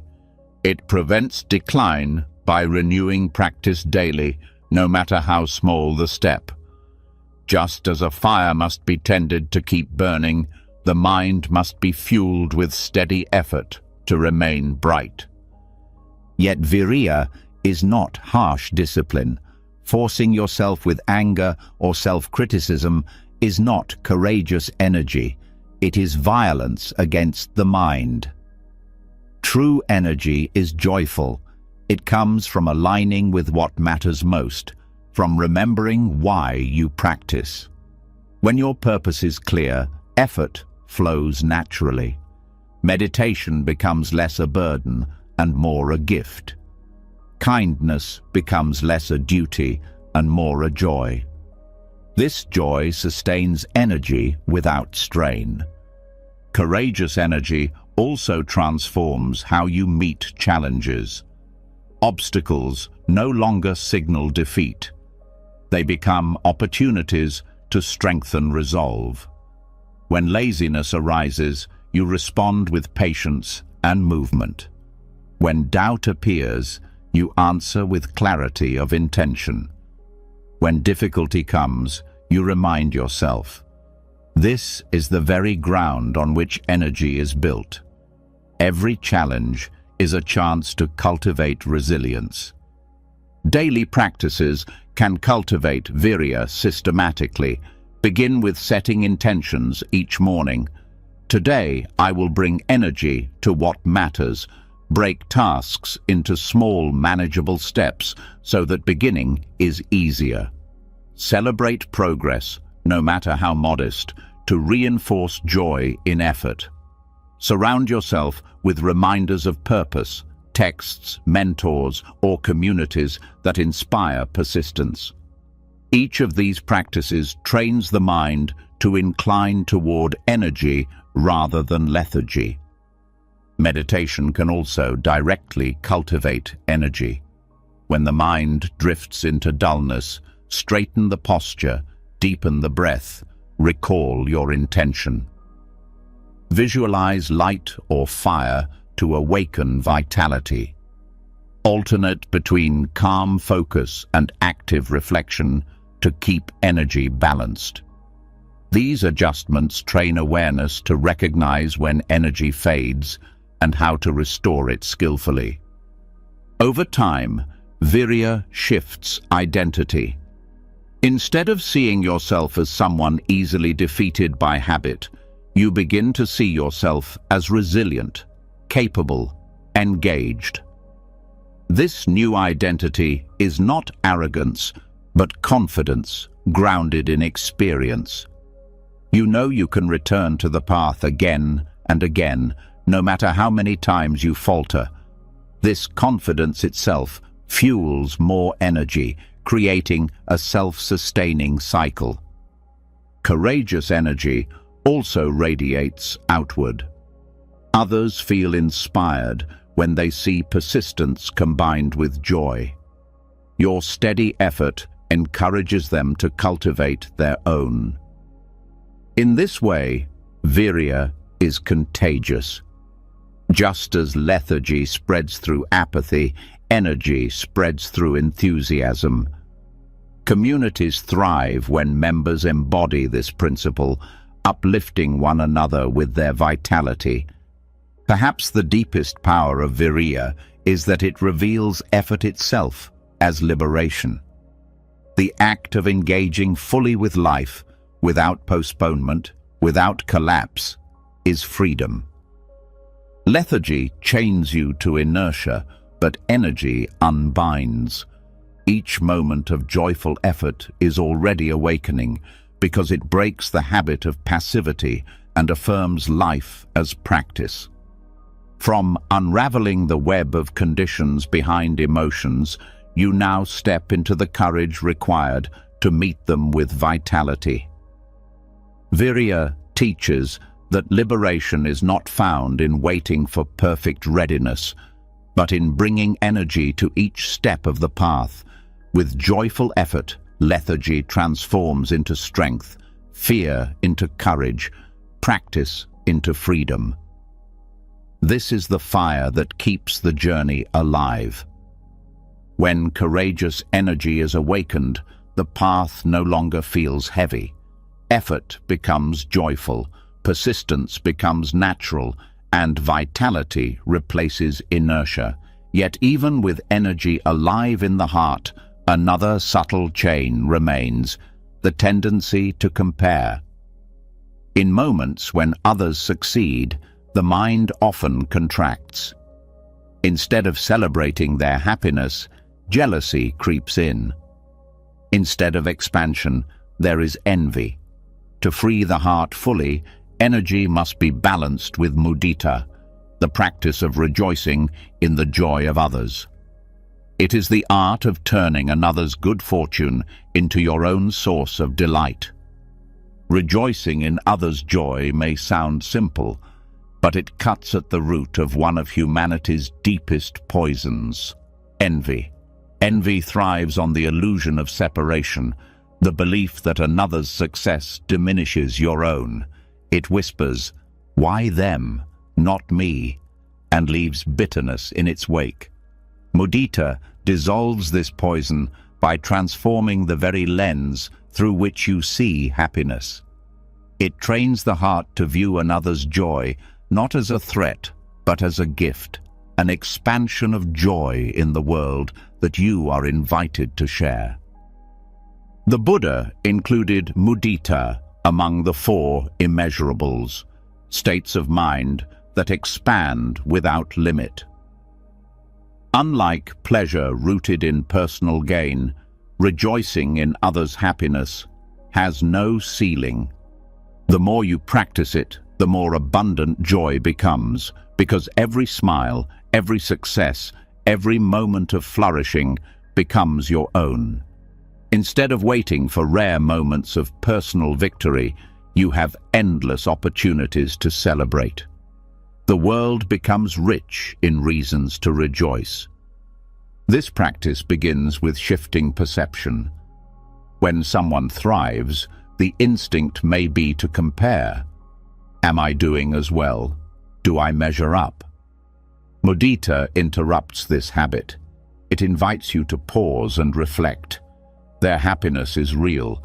Their success is genuine. May it continue. This deliberate choice reframes envy into appreciation.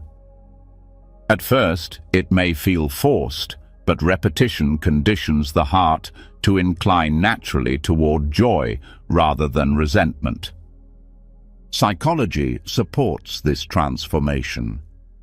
Research on gratitude and positive empathy shows that people who celebrate others' good fortune experience greater life satisfaction and reduced depression.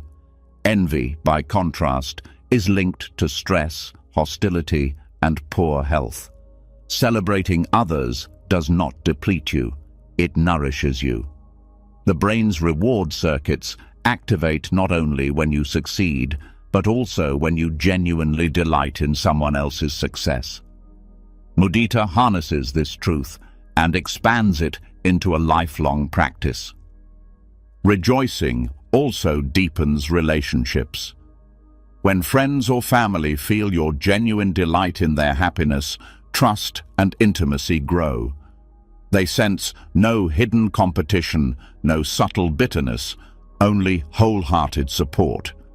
This creates bonds of safety and openness. Over time, relationships shaped by mudita become resilient because they are not weakened by rivalry. Instead, they thrive on mutual upliftment.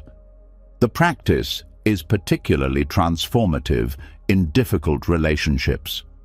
When you feel resentment towards someone, deliberately wishing for their happiness may feel impossible. But mudita does not require instant warmth. It requires persistence. Begin with small steps. Acknowledge their joy without denying it, even if you cannot yet feel delight. Over time, as envy softens, genuine appreciation can grow. This shift not only frees you from bitterness, but also dissolves the inner tension that envy creates. Mudita also trains humility. Celebrating others' joy reminds you that happiness is not a limited resource. Another's success does not reduce your worth. In fact, their joy can become your joy, multiplying abundance. This recognition dismantles the scarcity mindset that fuels competition. You begin to see life less as a race and more as a shared journey where everyone's progress enriches the whole. Meditation on mudita can be practiced step by step. Begin by recalling someone you love who has experienced happiness. Bring to mind their smile, their ease, their success, and silently wish, "May your joy continue. May your happiness deepen." Feel the warmth of this wish in your body. Then extend the practice to neutral people and eventually to those you find difficult. The goal is not to force emotion, but to train intention. With repetition, the heart learns to expand beyond preference until joy for others becomes as natural as joy for oneself. Daily life provides endless opportunities to practice. When a colleague receives recognition, instead of shrinking, celebrate them silently. When a friend shares good news, respond with wholehearted delight, not with hidden comparison. When strangers laugh together, let their joy remind you that the world holds beauty. Each of these moments becomes a chance to strengthen mudita, transforming ordinary encounters into spiritual training. This practice also enriches your own well-being. Envy creates suffering because it focuses on what you lack. Rejoicing creates freedom because it expands what you can share. Instead of scarcity, You live in abundance. Instead of bitterness, you live in celebration. The same world looks different because your heart has shifted. Mudita also supports resilience. In times when your own life feels heavy, rejoicing in others' joy gives you access to lightness. Their happiness becomes a source of energy when your own feels distant. This does not deny your struggles. It balances them with reminders of possibility. Life's difficulties feel less isolating when you can delight in the flourishing of others. Over time, mudita transforms identity. You stop defining yourself in opposition to others. Instead of being less than or more than, you are simply part of a shared field of humanity where every joy belongs to all. This shift dissolves competition and comparison, creating peace not only within, but also in community. The Buddha taught that a heart filled with mudita is free from resentment, envy, and hostility. It rests in a joy that cannot be shaken by others' success because it is aligned with the happiness of all beings. Practicing this regularly, you discover that the world is far more joyful than you once believed, because every smile, every success, every blossoming belongs to you too. From the vitality of courageous energy, you now step into the freedom of rejoicing.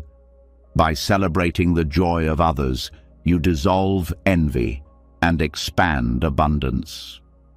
Mudita is not just an attitude, but a liberation, a way of living where every happiness becomes a reason for your own heart to shine. When the heart learns to rejoice in the happiness of others, envy weakens and joy multiplies. Life begins to feel abundant, not because you own more, but because you share in countless moments of delight. Yet even as joy expands, there remains a truth that cannot be avoided. Everything that arises will eventually pass. Happiness, sorrow, relationships, even the body itself, none are permanent. To forget this truth is to lose perspective. To remember it is to instantly reset priorities. This is the practice of marana sati, death contemplation, the reflection that brings clarity by reminding us of life's impermanence. Death is often treated as something distant, something to ignore until it arrives. But ignoring death does not protect us from it. It only keeps us unprepared. The Buddha taught that keeping death in mind is not morbid, but liberating. It strips away illusions of endless time, reminding us of what truly matters. When you remember that life is fragile, grudges lose their weight, procrastination loses its appeal, and every moment gains depth. The power of marana sati lies in its ability to cut through distraction. Much of human life is spent chasing trivial concerns, status, possessions, minor grievances. But in the face of death, these concerns shrink. What once seemed urgent reveals itself as insignificant. Death contemplation is like a clear mirror, showing you which pursuits nourish your soul and which merely drain your time. Reflecting on impermanence also dissolves fear. Paradoxically, the more you avoid thinking of death, the more it lingers as a shadow. When you face it directly, its power diminishes. You see that death is not an enemy, but a natural unfolding, part of the same process that brings birth and change. Accepting this truth brings peace because you stop fighting the inevitable and instead align yourself with reality. This practice also transforms relationships. When you remember that those you love are not guaranteed to be here tomorrow, you treat them with greater tenderness. Anger softens because you realize time is too short to waste on resentment. Gratitude deepens because you see each interaction as precious. The practice of Maranasati turns ordinary moments, sharing a meal, hearing a laugh, into sacred treasures. Psychology and neuroscience confirm the transformative power of contemplating mortality. Studies on mortality awareness show that when people reflect on death mindfully, they become more compassionate, more forgiving, and more focused on meaningful goals. They reduce procrastination, increase generosity, and align actions with values. In other words, remembering death makes life richer, not poorer. Maranasati can be practiced formally or informally. In meditation, you may reflect, "Death will come to me. Death is certain, but the time of death is uncertain." Repeat this until the truth settles in, not as an idea, but as a felt reality. In daily life, reminders of impermanence can serve as practice, a withering leaf, a passing season, a wrinkle in the mirror. Each reminder becomes an invitation to live with urgency and clarity. This contemplation also reshapes ambition. Often, people chase success as if it will secure immortality. But when you remember death, you see that no achievement endures forever. This realization does not kill ambition, it purifies it. Instead of striving for fame or wealth, you strive for contributions that matter, to ease suffering, to spread kindness, to grow wisdom. Legacy is not about being remembered forever, but about making this fleeting moment meaningful. Maranasati also addresses fear of failure. In the light of mortality, failure loses its sting. If life itself is temporary, then mistakes are even more so. You stop being paralyzed by fear of imperfection and begin living more courageously. Death contemplation makes boldness natural because hesitation feels absurd when time is short. In community, this practice fosters harmony. Conflicts lose intensity when everyone remembers that life is brief. Forgiveness becomes easier because holding grudges in the face of mortality feels foolish. Generosity increases because you know you cannot take possessions with you. Communities that keep death in mind live with greater compassion and unity. Maranasati is also a powerful tool in meditation. When the mind drifts into laziness, recalling death restores focus. The thought, "I may not have tomorrow," awakens urgency. This urgency is not panic, but clarity. It brings the determination to use each breath wisely. This is why the Buddha called death contemplation one of the great supports of practice. It keeps the mind alert, cutting through complacency. The practice does not require dramatic rituals. It requires honesty. Each morning you might remind yourself, "This day could be my last." Each evening, "This day is gone and will never return." These reflections are not meant to sadden, but to awaken. They remind you to live fully, to waste less, to love more. Ultimately, Maranasati leads to fearlessness. Death no longer looms as a terrifying unknown, but as a familiar truth. You meet it not with denial, but with readiness. And because you are ready for death, you are more ready for life. Every action, every word, every choice is made with awareness that time is limited, which makes each one count. From rejoicing in others' joy, you now turn to the deepest perspective of all, the recognition that joy, sorrow, and life itself are temporary. By practicing death contemplation, you reset your priorities, dissolve trivial concerns, and awaken to what truly matters. This is Maranasati, the remembrance that impermanence is not an enemy, but a teacher, guiding you to live with urgency, gratitude, and fearless presence. When the truth of impermanence is faced through death contemplation, priorities shift. The mind no longer clings to what does not matter, and the heart awakens to what is truly valuable. But knowing that life is short is not enough. It must translate into how you live each day, each moment. Without vigilance, old habits return, and precious time is wasted on actions that lead to regret. This is why the Buddha praised appamada, heedfulness, as the guardian of all virtues. It is the careful awareness that prevents emotional self-sabotage and keeps you aligned with what truly matters. Heedlessness is easy. It is the mind drifting into distraction, speaking without reflection, acting without foresight. It is the subtle laziness that assumes tomorrow will come, that choices have no consequence, that awareness can be postponed. But heedlessness accumulates into suffering. Words spoken in haste wound relationships. Opportunities ignored dissolve into loss. Habits indulged deepen into chains.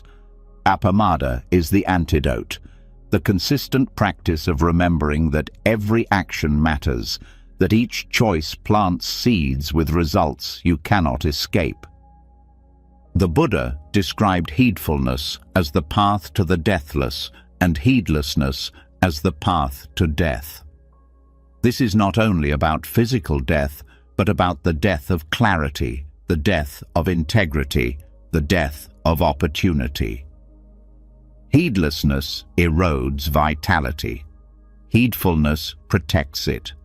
To live heedfully is to walk with awareness in every step, knowing that what you do now shapes who you become tomorrow. Appamada does not mean fearfulness or rigid control. It is not about obsessing over every detail. It is a relaxed but steady vigilance, a continuous remembering of what supports freedom and what leads to bondage. It is the willingness to pause before speaking, to reflect before acting, to remain present even in small tasks. This kind of careful attention prevents regret because it prevents unconscious harm.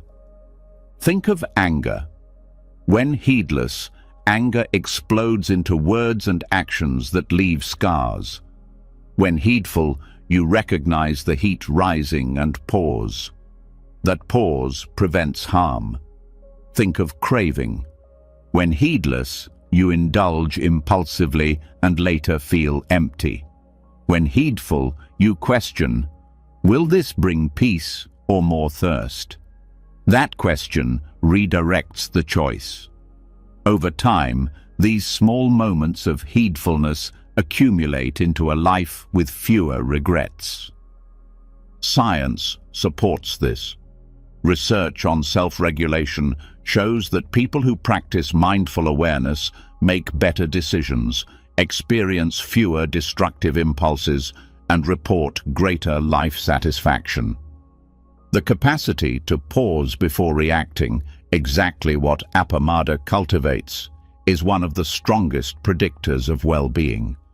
Neuroscience reveals that this pause strengthens the prefrontal cortex, allowing reason to guide action instead of being hijacked by emotional reflexes. Heedfulness also protects against self-sabotage. Many people undermine their own well-being, not because they lack knowledge, but because they act without remembering. They know what brings health, but they choose differently when distracted. They know what nurtures relationships, but they speak harshly when careless appamada bridges the gap between knowing and doing. It keeps wisdom alive in action. Daily practice of heedfulness can begin with simple pauses. Before speaking, ask, "Is this true? Is it kind? Is it necessary?" Before acting, reflect, "Will this lead to regret or to peace?" These questions do not slow life unnecessarily. They refine it. They prevent the kind of mistakes that echo painfully in memory. Appamada also involves remembering impermanence throughout the day. When you recall that time is limited, you treat each moment as valuable.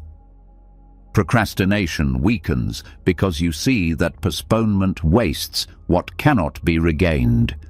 Gratitude strengthens because you recognize that opportunities are fleeting. This remembrance fuels care in everything you do. Heedfulness is also about consistency. It is easy to practice awareness during formal meditation, but forget it in daily routines. Appamada invites you to extend vigilance everywhere, in conversation, in eating, in working, even in resting. Every activity becomes an opportunity to live with care. Over time, this continuity builds strength, so that heedfulness becomes a natural habit rather than forced effort. The Buddha emphasized that heedfulness guards against decline. Even advanced practitioners can lose clarity if they become careless. Pride, complacency, or distraction can undo years of effort. Appamada keeps the flame of practice alive. It is like a watchman at the gate, ensuring that harmful states do not enter unnoticed. Without it, wisdom fades. With it, wisdom endures. This principle also transforms relationships. Heedlessness in relationships leads to neglect, thoughtless words, and broken trust. Heedfulness fosters presence, listening, and careful speech. When you bring care to how you treat others, bonds deepen. You no longer take people for granted because heedfulness reminds you they too are impermanent. This awareness naturally cultivates respect and love. Heedfulness is not about perfection, but about sincerity. Mistakes will still occur, but appamada means you notice quickly, learn swiftly, and correct gently. You do not wallow in guilt or repeat harmful patterns blindly. Each moment of awareness resets your course. This willingness to return again and again is what prevents long-term regret. To cultivate heedfulness more deeply, establish daily recollections. In the morning, remind yourself, "Today could be my last. Let me live with care." Throughout the day, pause often to check. Am I awake to this moment or drifting in heedlessness? At night, reflect on actions. Did I live today with awareness or forgetfulness? These simple recollections sharpen mindfulness and anchor your life in careful awareness. Over time, appamada reshapes your identity. You begin to see yourself as someone who lives with care, someone who values each breath, someone who chooses wisely. This identity strengthens your resolve. Instead of being defined by regret or impulse, you are defined by vigilance and sincerity. Ultimately, heedfulness is the foundation for liberation. Without it, meditation is scattered, wisdom is forgotten, and compassion is inconsistent. With it, every quality of the path flourishes. Appamada does not add something new to life. It protects what is already precious. It keeps clarity alive, it prevents harm, and it ensures that when death arrives, you meet it without regret.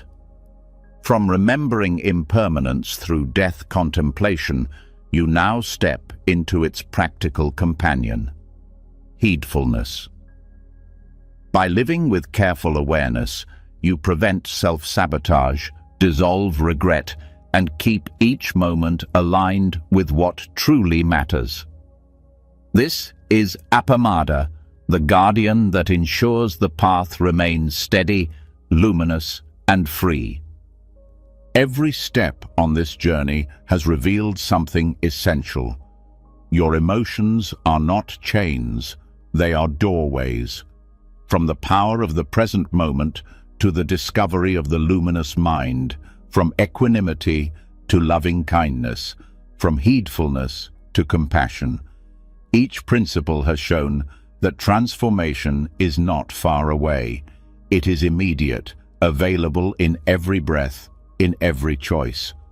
You now know that anger, fear, and craving have no solid core, that friendship and generosity shape your inner climate, that death contemplation sharpens your priorities, and that rejoicing in others' happiness frees you from envy.